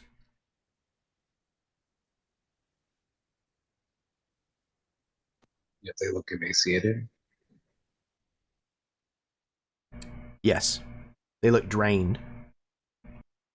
So is the Astra going from them into the funnel? Like, is it coming into the funnel or out of the funnel into them? There are tubes that seem to be running into them, like the Astra seems to flow into them. The Astra there is not strictly, exclusively yellow. It is a mixture, and the tubes that are transfusion. Yes, like a filter almost. Okay. And the stuff that is coming back out of them is this pure yellow Astra that you're seeing. Okay.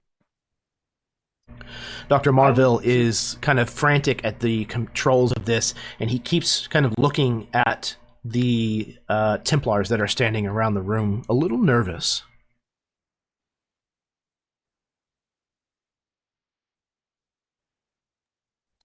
Seeing this now, what I think was initially me saving this individual, I now question, because I see this and I see all these emaciated Forgeborn. And I think there's this moment where I look to Lucius and say, do we save him or not? You said there's Templars in here? Yes. We don't have time for that. And I gotta shoot. How many Templars are there? Probably half a dozen scattered around the room. You ready to go? You ready to just go at it? Because I'm ready to go. Like, we'll just We go have bad boy to. style and do it. Let's just do it. I'm We'll good. find out what side he's on All right. afterwards. You take half. I take half. Let's do it. Let's go. Yeah, good luck with that. Let's go. Let's see who can get more. Okay. Cool. I'm down. All right. Okay.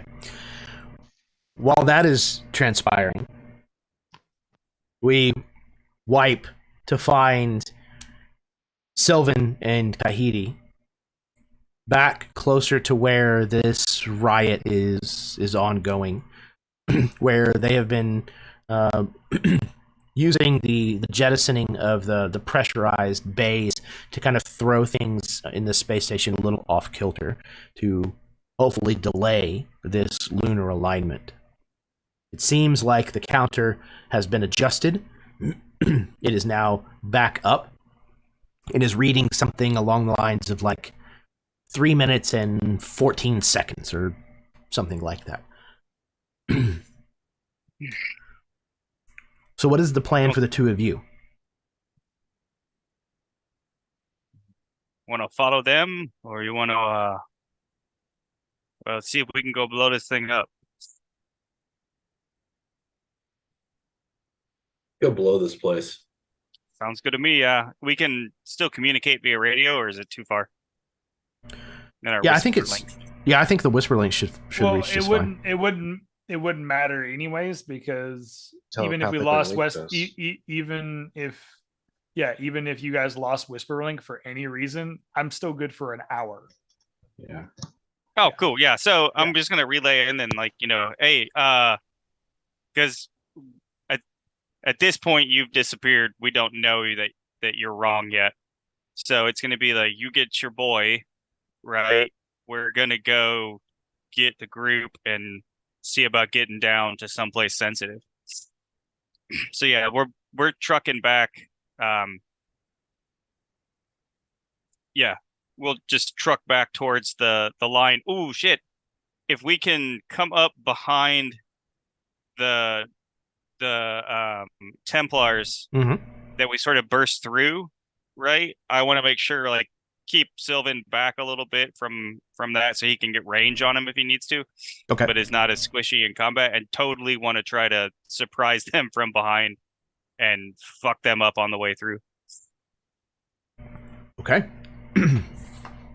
So it sounds like we are going to head back into initiative order. Right. You want new ones or the keep them? No. We'll just keep with the same. Roger. Okay. So yeah, threes like I want out of that. I'm just kidding. It's fine. Going last is actually dope sometimes. Yeah, that's true. It can work. I can take some hits, so it's okay to go late. So leading us out then will be Ulysses. Okay, so I see this. Are the guards are the Templars just kind of like scattered about in this area, or are they like strategically like okay? Yeah, they're like set around the room in positions of like being able to overwatch, like being able to watch this procession. It definitely seems like they're keeping an eye on the doctor and like any points of like exit or entrance into this space, except apparently for the utility elevator. Yeah, the service elevator. Good idea, guys. Let's mark not mark that part. So Jeremy, I want to do some really messed up stuff now. What I'd like to do, if you'll allow it. I hope you're talking about in game. In game. Okay. Yeah. In game. I'd like to do some really messed up stuff now. What I'd like to do is take that beautiful, beautiful arm cannon that I have, and I'm gonna play around with it a little bit using the Astra. So here's what we're gonna do. What I'd like to do is there's a thing called the acid jet on my arm. Instead, and it also does like a bunch of different stuff. So what I'd like to do on my arm is I'd like to basically use it like an Astra bolt, if possible. But it's the lightning cannon, right? And so I'd like to use that. And then what we'll do is I'll do that as a boosted Astra bolt, just so I know how much of a boost I want to give it. We're definitely going to boost it though. And does this actually boost your Astra Fade, or is this It's going to something boost my just Astra the Fade. cannon? Oh, it's going to boost my Astra. Oh, good. So, Okay. Astra Bolt. So, okay. Here's what I'd like to do. I'm gonna boost it all three. I'm gonna boost it 3 times. Okay. Okay.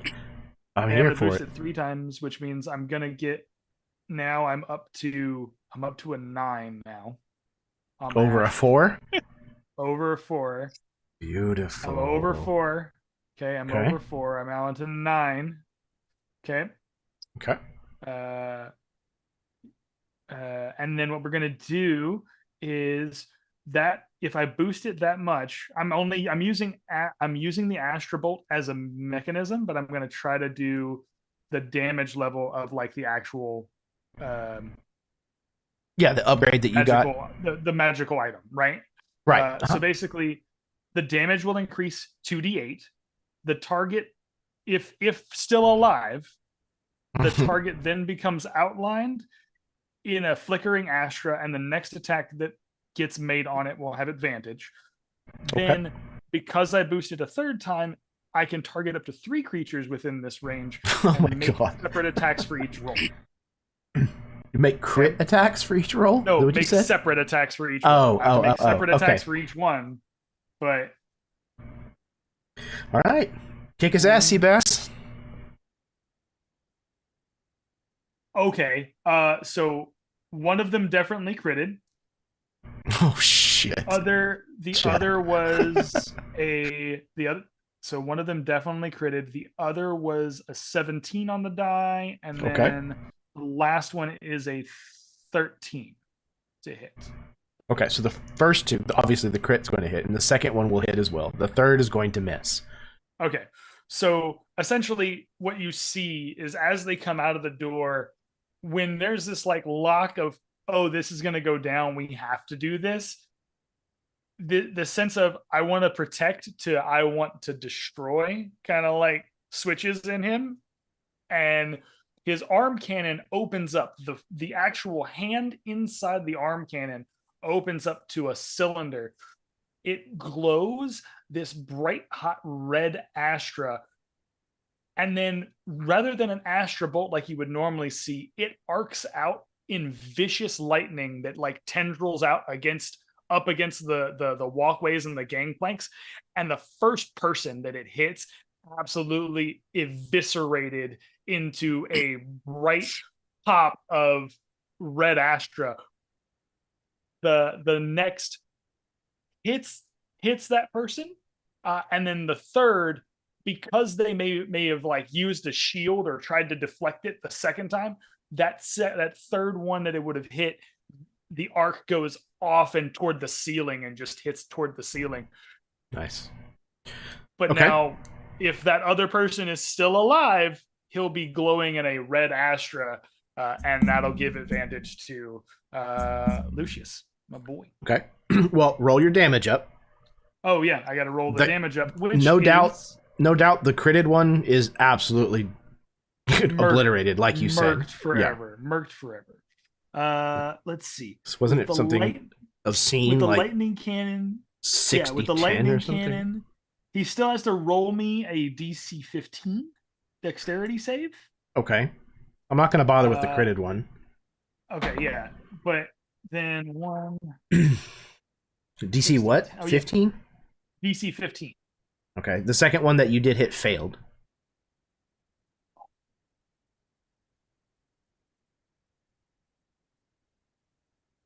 Okay, so that is going to be, yeah, that is going to be a very nasty 37 points of damage. That's Okay. 6d10, and if he succeeds on the save, then he would get half of that, but 37. If No, he did not. failed. Okay. So you watch as this thing arcs out and, like you said, I mean, completely just blasts its way through this first Templar. It then arcs along and hits the second one who like drops to his knees on the floor, dropping his weapon at least momentarily, and there's just sparking astral energy kind of just all over the outside of his body, smoke kind of rising up from him. The third arcs or it arcs again to a third individual, but he happens to notice it coming, and he grabs a hold of basically like a what looks like a ground wire, if you will, and it passes straight through him and into this ground wire, dissipating without causing him any harm. Needless to say, they seem aware of your presence. Sylvan, you're up.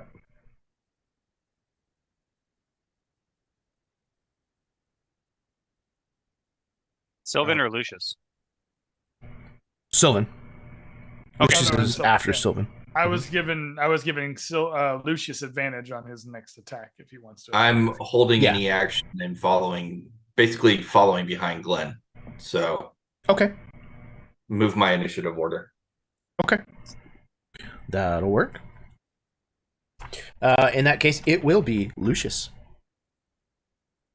Oh, I would holster the pistol real quick. I think I need an open hand to do this. And I would reach out with Astra with all this yellow glowing around me. It inspires my yellow tendrils that are basically my veins at this point.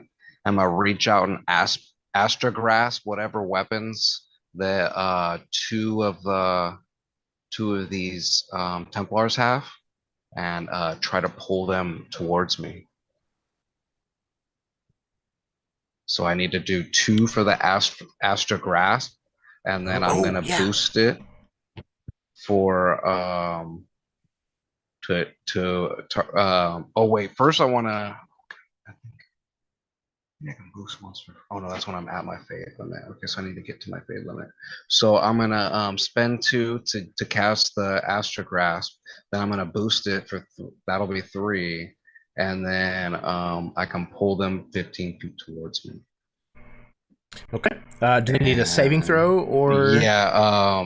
Okay. If it's held by them and not holstered or something, depending on how much time they've had to react, I don't think they've had a turn yet.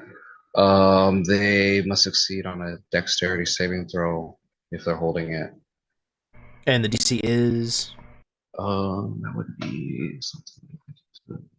I doubt that they passed. They rolled pretty low, but it started what, like 8 plus my proficiency, 11 plus whatever modifier. I think my casting modifier is probably charisma, so probably 3 more.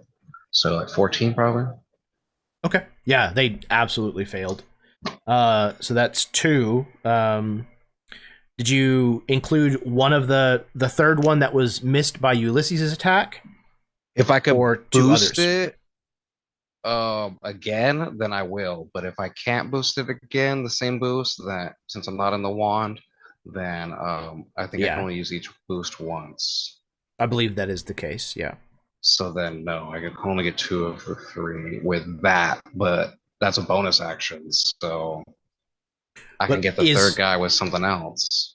The 2 of them that you're targeting, are they separate from the ones that Ulysses was tangling with? Oh yeah. He's got like his half right now starting, and I got my half, and I'm gonna see if I can take out like my we came half out of the elevator and serpentined to both directions. Like I went left, he went right. Take it out half. Gotcha. Yeah. I'm just gonna try to kill mine before he kills his, and try to get some of his before he finishes. Okay. And before you get, I know you said that was just a bonus action. Before you get too far into your turn, though, we need to resolve Chad's Astrafade roll. Oh yeah. What do I need to do for my roll? You're 5 over your limit. Yep. D10. D10? Mm-hmm. We're into D10 territory. Okay, baby. Let's do it. Let's go. That's a 2. Bring it. It's a 2. It's 2 on a die. Your healing accelerates, stitching your wounds. Regain 1d8 hit points. Hell yeah. All right. When you want low rolls. When you what? Oh yeah, right. When you want low rolls. Yep. Okay, and then Lucius, you're not over your fade limit yet, or will that put you over your fade limit? No, that will put me right. Well, it'll put me right at my phase limit. If, Okay. Then you're good. If I boost when I boost it, yeah. Okay. And then so they would lose whatever weapon, I guess, if they're holding it. And They're kind of standard issue pulse. What the hell are they called?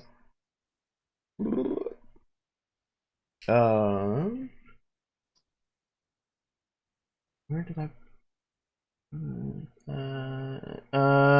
They're carbines.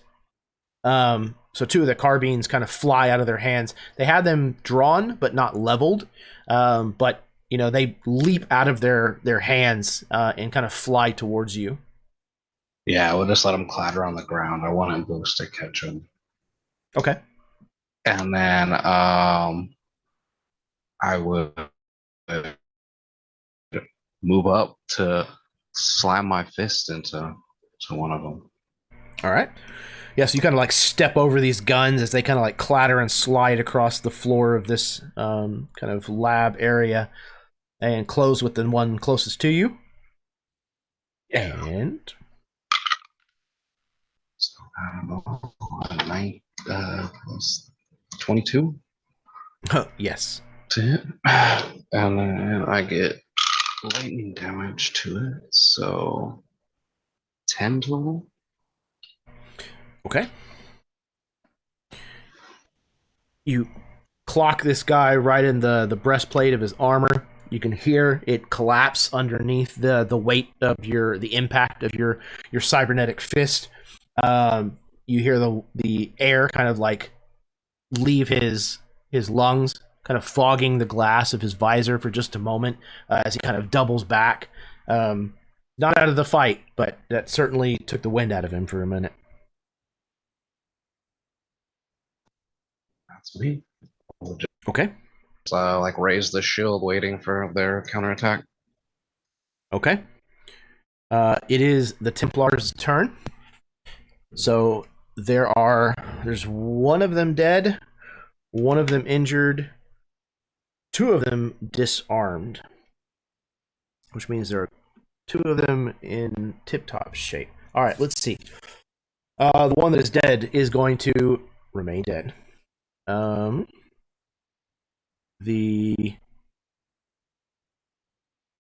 Let's do the one that was injured by Ulysses, but not killed outright. He is dancing with electrical energy at the moment. He is going to level his carbine in Ulysses' direction and is going to fire. Ulysses, what is your armor class? Currently, if I remember correctly, because of the Aerocolcum cabling, 17 now. 17, okay. Yeah, because they gives me the +2. Okay, that hits you. Alright, so he opens fire, kind of sprays in your direction. You are going to take bludgeoning. Interesting. Oh, no. Okay, these bullets punch, man. These bullets punch. Yeah, no, it's piercing. That's a different setting on the thing. Okay. Bludgeon damage. You're going to take 7 points of piercing. Okay. And then I need you to make a Astra casting check. So what ability do you use to cast your spells as a Mancer? Is it your charisma?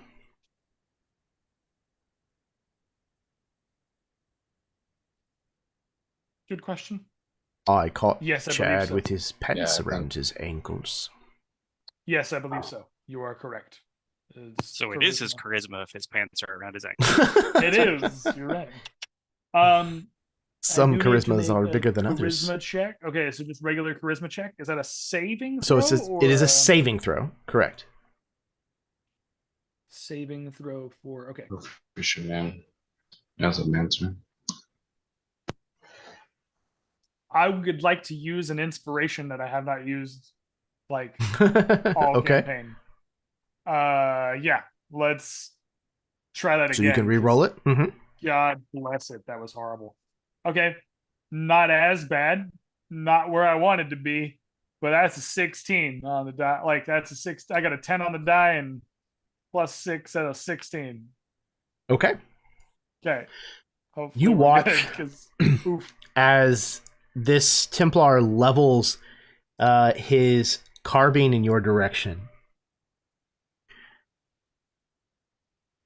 You spy something strange. At first, what you thought was just a scope on the top, you realize like there's like Astra that comes from the back of the gun and passes through some strange spherical object and then comes out the other side of it purified as magenta Astra.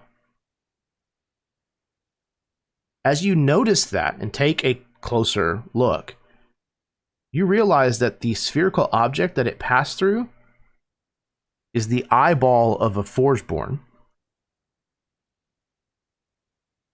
This magenta Astra bolt strikes you, passes through you, and you feel this strange sensation wash over you. Where before you felt something here in this station, something affecting the way that your manipulation of Astra was working. You felt more connected whenever you reached out to find the location of Dr. Marville. When this Astra bolt passes through you, you feel that connection almost sever to your chartreuse Astra.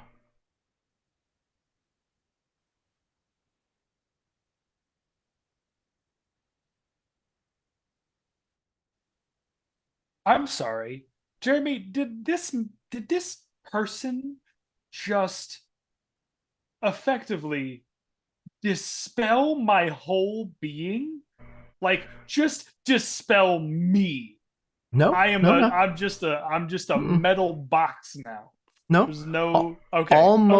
Almost severed your access to yellow Astra. Oh, that's not good. Yellow Astra's like my bread and butter. So no. Butter is yellow. Cool. Yeah. So almost, but didn't? Okay. Did not. You passed the saving throw. Wonderful. Okay. I look to Lucius. I think we're on two separate sides of the room now. I immediately duck for cover. Yeah, that would be great if you did that on your turn. But instead, number 3, Templar, is likewise pointing his carbine at you and is going to shoot. You said your AC is 17? Yes, currently 17. 17, okay, good. He rolled a 2, so he's going to miss you. Yeah. The third one, last one that is left alive on your side. Oh, no, that was 2 and 3. Okay, so now we move to the other side of the room. Number 4, the one that still has his weapon, raises his at Lucius and is going to fire. Lucius, what is your armor class? I think with a shield, that makes sense. Was it 17? Uh-oh, he locked up. Really? 16. 16, okay. He rolled a 5. 16 so he with the missed shield, as well. I think. Gotcha. So he raises his carbine in your direction. Again, firing. You watch the same as Ulysses pointed out. This unpurified, this mingled Astra enters the back of a Forgeborn eyeball as it passes through it and comes out a concentrated beam that then narrowly misses you. Okay. 5 and 6 are both disarmed, so they're going to close with you with these kind of jagged, wicked-looking knives that they kind of draw from the sides of their thighs on the outside of their armor. And they're going to part and basically move to either side of you so that they're fighting you, flanking you. All right. This first one is going to lash out twice with his blade. Okay, that's a hit because it's a 16 on the die. The first one. Going to use my reaction Okay. to Twitch Shield, increasing it by 4 more to So 20. dirty 20. Yes, okay. Sir. In that does it last for the rest of the round, or is it just against that one attack? Pretty sure it's against the rest of the round. Okay. I'll double check. Okay. While you're checking that, his initial strike is still going to go through. He bested a 20 still. However, his second one will not. If it's I'm going still to a 20. boost it so that it'll persist until the end of the round. Okay. And then, what were you saying? I'm sorry. His first one goes through. But if it is at a 20 for the rest of the round, his second one will not. Okay. Okay. Does that put you over your limit? Yeah. So, yeah, I'm gonna go up 1. Yeah, 1, 2. 2 points over. So I'm over 2. Yeah. Okay. D6 if you would. 2. 2. Yes, sir. The Astra stitches your wounds and mends your broken bones. You regain 1d4 hit points. I think I'm at 4. Yeah. So no, it let's. wasn't. But yeah. We'll resolve his knife attack, and then you can just take it off of that. That's going to be a 5 points of slashing. So then so you can roll by your 2. Okay. So it was 1d4. 1d4. Yeah, 1d4 is flat. Yeah. Okay. So then 2. I rolled a 2, so minus by 2, so 3. Okay. Yeah. So you take 3. The second guy comes at you with his knife. His first attack is going to be a critical.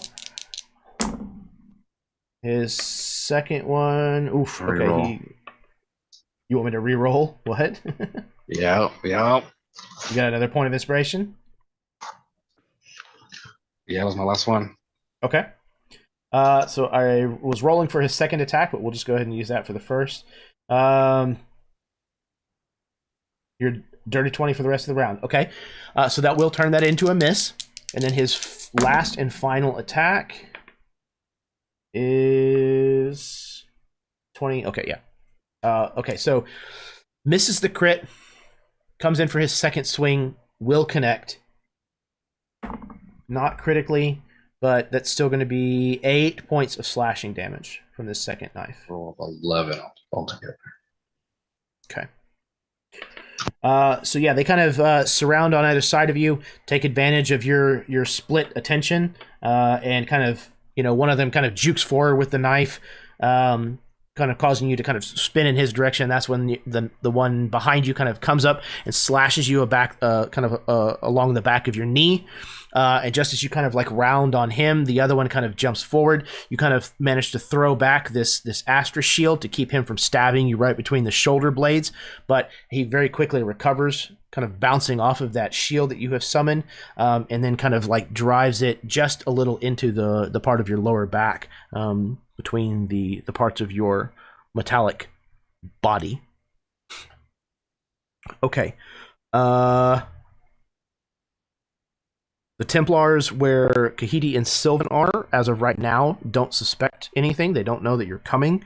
So their attentions are not on you. So they're going to continue just attacking the members of the Awara that are there. The Dr. Marville. Dr. Marville is bringing the computer back online. The planetary or the lunar alignment is back on a timetable. It says 2.5 minutes remaining until planetary alignment. He is watching out of the corner of his eye what is kind of unfolding, seeing Ulysses and Lucius attacking these individuals. Seems to have redoubled his efforts. He is frantically trying to get this working. You can hear this like very powerful hum as the hoses coming and going from these suspended Forgeborn kind of increase in their pace. The Forgeborn kind of make this kind of twitching agony, this kind of scream, as it seems like this is coursing through their bodies faster. The aperture in the ceiling above begins to open and glow with this purified chartreuse Astra as a beam begins to kind of materialize at the focal point of where all of these various pieces of this aperture connect. He says, "No, my darlings, I know. We are so close. We are so very, very close. Just a moment longer, and all of the worries will be over." Kahiti, it is your turn. Excellent, yeah. So we have them in front of us. Correct. At surprise. He's gonna. Yep, I'm gonna be about right when I'm about 50 feet away. Tahiti's gonna look to Sullivan and be like, "Yeah, shoot them if they stick on me. Shoot any that come at you, right? Yeah." And because my speed first round is 50, I want to close on anyone that looks like an officer or like is in charge. Okay, yeah, absolutely. You spot one individual who fits that bill. Excellent. So this is a surprise round, you said? Yep. Is that advantage then on rolls? It will be for attack rolls, yeah. Oh, cool. Yeah, I want to close on that guy, and I'm in assault mode, so I will attack. Oh man, yeah. So I'll attack the officer basically as violently as I can from behind with the axe. Okay. And so I'll just roll all 3 attacks first, and let me know if they hit. Okay, we'll do. So first attack is a crit, so that's a okay, 20. That'll be a hit. Second attack is a 16. That will miss. Oh no, sorry. It is an 18. The plus that will 7. Still miss. Okay, so that's a hit, a miss. Third attack is a 24. That's another hit. Okay, so I have 1 crit and 2 hits, right? Or 1 crit and 1 hit, sorry. 1 crit and 1 hit. I'm just going to do the crit first. Okay. I don't know if we have cleave effect going in. So I'm going to go ahead and boost this with Might of Ragnarok on that, plus burn an extra Astra, so that'll be increasing to my fade limit of 2 Astra. Okay. And so the damage dice for the crit is going to be before doubling. So yeah, you don't double, you do total first, right? So that's 2d10 plus 2d6 plus 3d8 plus 5. Oh my god. So that's yeah, 20, so that's what 20 plus 32, and then 3d8 is 24. Yeah, and then 5. So 29. So that's 40, 50, Holy shit.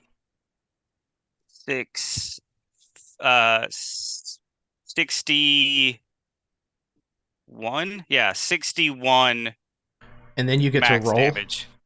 Yeah. The 61 plus Okay.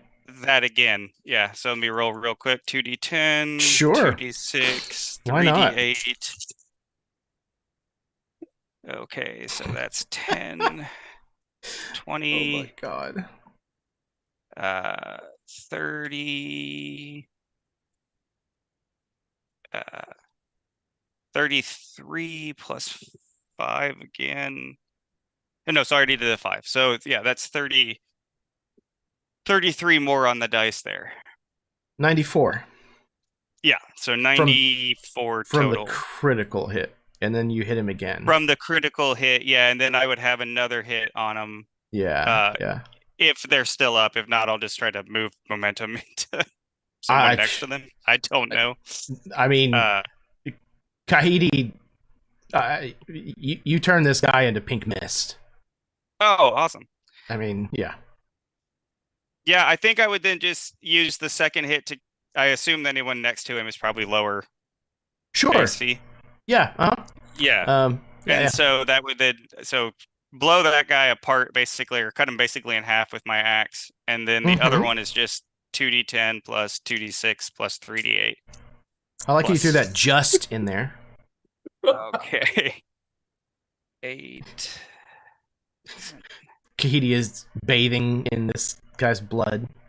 20. So 25 to the next guy. 25. Okay. Yeah. And so basically I want to do that, and then as an object interaction, I want to rip the insignia and name tag off the officer.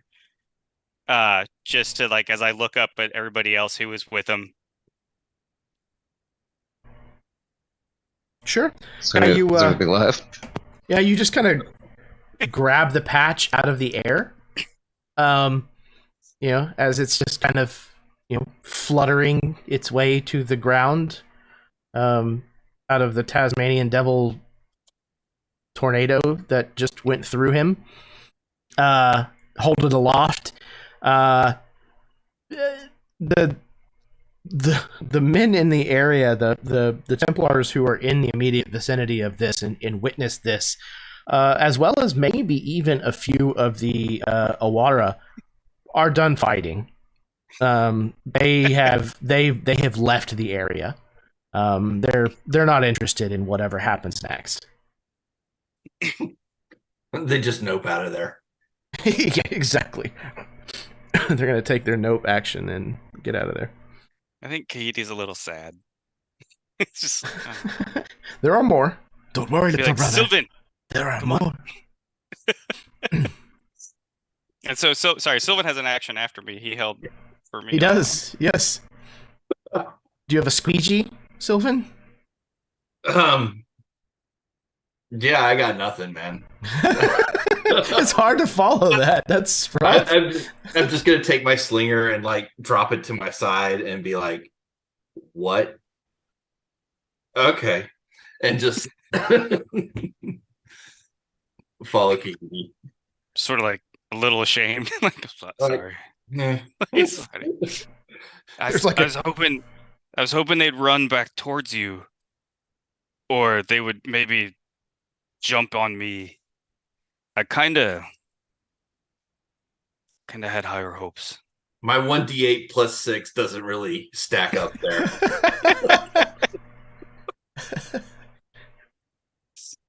But the thing with the thing with the fence was really cool. You stopped the counter. That's really cool.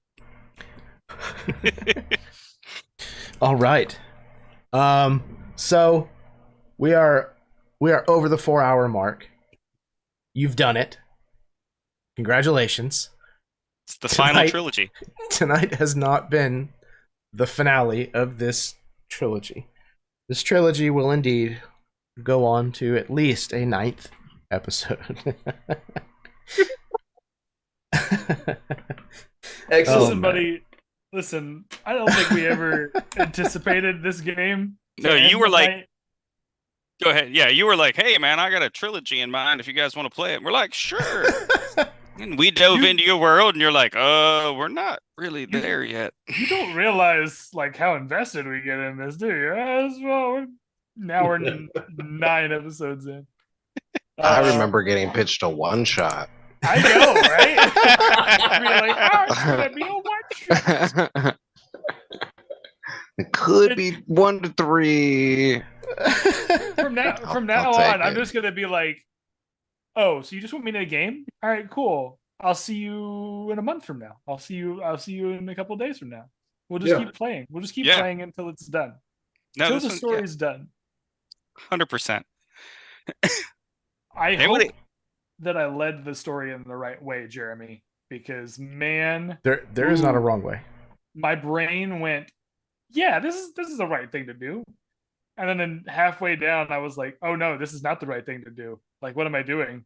Maybe I made the wrong choice. Help. Like many of my games, there's not usually very clear-cut right and wrong decisions. I prefer to run most of my games with a little bit of a moral ambiguity mixed in, especially something like Chrome City, where there's not really a lot of purely good people. It's varying degrees of what people are willing to do to meet their own goals. So, yeah. What I don't know what else to say. This game is it's off the rails. It's just insane. The things that y'all are capable of, and I had no idea that that this was gonna go on as long as it has. I have no problem with that. I enjoy these kinds of games. I love running these games. I love having the chance to tell this story. I love the chance to run it for the group of you four. And as long as you're genuinely and honestly on board for this going on, as long as it needs to, I'm here for it. So we'll get another session on the books, hopefully sometime soon, probably in June, with any luck.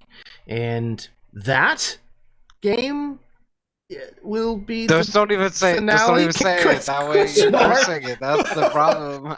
No, it won't be. Finale? Question mark? Listen, man. Part of the finale. If the goal was finish this game, you have to understand. I think we're at the point now where we're like, okay, so what did we accomplish today, guys? 5 minutes worth of actual combat. Okay, cool, awesome. Next game, let's do another 5 minutes of combat. And then that game will actually get to the escape part, which will take a good 3 sessions just to get out of the escape. Oh yeah. So, I mean, we haven't even you met one big bad. Right. No and way. We killed them in way. 5 seconds. No, your big bad that you Oh just yeah, met. one big bad. And there's no way this only has one big bad. No. Somebody else is right now pulling some shit and doing this some is shit. some Assassin's Creed nonsense. We're gonna murder one, and then there's gonna be a whole collective of them, and then that's how we get into now. This is a full-time campaign. Yeah, and this is and we're giving Jeremy time now after your hand cannon decimating and ripping through 4 people. Yeah. In one shot, and the poor bastard. Tahiti's built a little bit to crit fish because I don't have a lot of Astra, but if I can get that crit, you're it's toast. gonna hurt. And so yeah, especially with is that what you're especially in that attacks, armor. Yeah. If that armor gives me an extra attack, so I'm getting 3 attacks, and it doubles the hit die of melee weapons, right? And so with ambusher and everything else, he's made to just he's made to wear this armor. You might as well just wear to do it home. exactly what we just saw. Wear it home, Tahiti. That's exactly what I wanted to build him for, and I'm loving getting to play him. So yeah, it'll be a little bit. But now Jeremy's gonna come back and be like, "Oh, 9 to 7 damage. He looks injured." You just screwed our whole balancing that's gonna have to happen in the next couple of We're gonna have this mega battle where he's literally gonna have to bring out a freaking kaiju to take us out. Fucking Akira. Yeah. Some shit just sort of growing in the middle. Thanks, Glenn, for bringing out the Tarrasque. This is basically the Stay Puft Marshmallow Man scene right now. You're Yeah. giving him ideas to throw at us. Your hand cannon is 6d10. Yeah, I know. I can only use that every 5 minutes. It takes 5 minutes to recharge those. So like, That's true. I only get get it once in a combat, and then it's out for 5 minutes, and then I have to. I only get the 2d6s on the first round of combat, but and it costs me it cost me Astra to get the 3d8s, and my Astra limit is 2. Like Kahiti is not built for Astra. Like there's a good chance I'm gonna do that again. Again or 3 or 4 more times, and it's gonna get real saucy for him.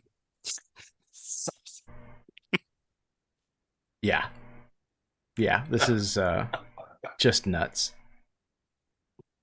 Well, I definitely have some additional things planned.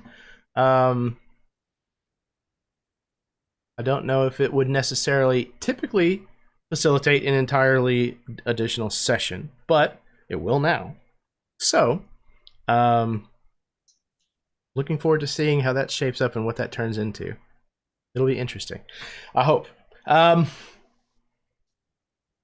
I sincerely appreciate how, like Chad mentioned earlier, how invested all of you seem to be in this game and in this setting.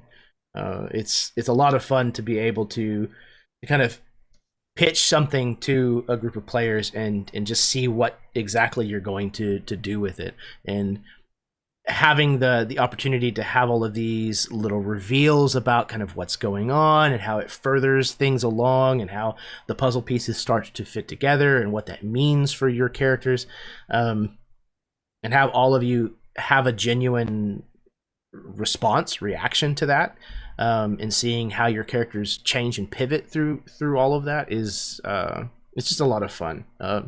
Again, I say this a lot in the games that I run here on the channel. I cannot get over the fact that I get to do this for fun, much less that I have the opportunity to have a group that is willing to have me run this professionally. You have no idea what it means to me to be able to do this. So thank you very, very much for giving me not only the opportunity, for allowing this to go beyond the initial scope, well beyond the initial scope of what it was at first intended to be. Yeah, it's huge to me. So thank you. For anybody who may be watching along with us this evening, whether you watched live with us or whether you are watching at some point in the future, thank you. Thank you very, very much. Do all the things that the YouTube algorithm likes to see. Do the like button, subscribe, share the link around with people, talk about this crazy-ass game. Yeah. I'm really looking forward to the next time that we can get together and play again and see who else we can eviscerate. Maybe it'll be a player. Or player character. We won't get ahead of ourselves. But, what else? Yes. As always, remember that kindness is a free action. It costs you absolutely nothing to be kind to somebody. And in the state of things currently, we need as much kindness as can go around. So if it doesn't cost you anything and the world needs more of it, then be kind. Yeah. Love all of you very much. Yeah, we'll see you in a couple of weeks. I think next Friday on the 9th, I think, is the next game that you'll see out of me here on the channel.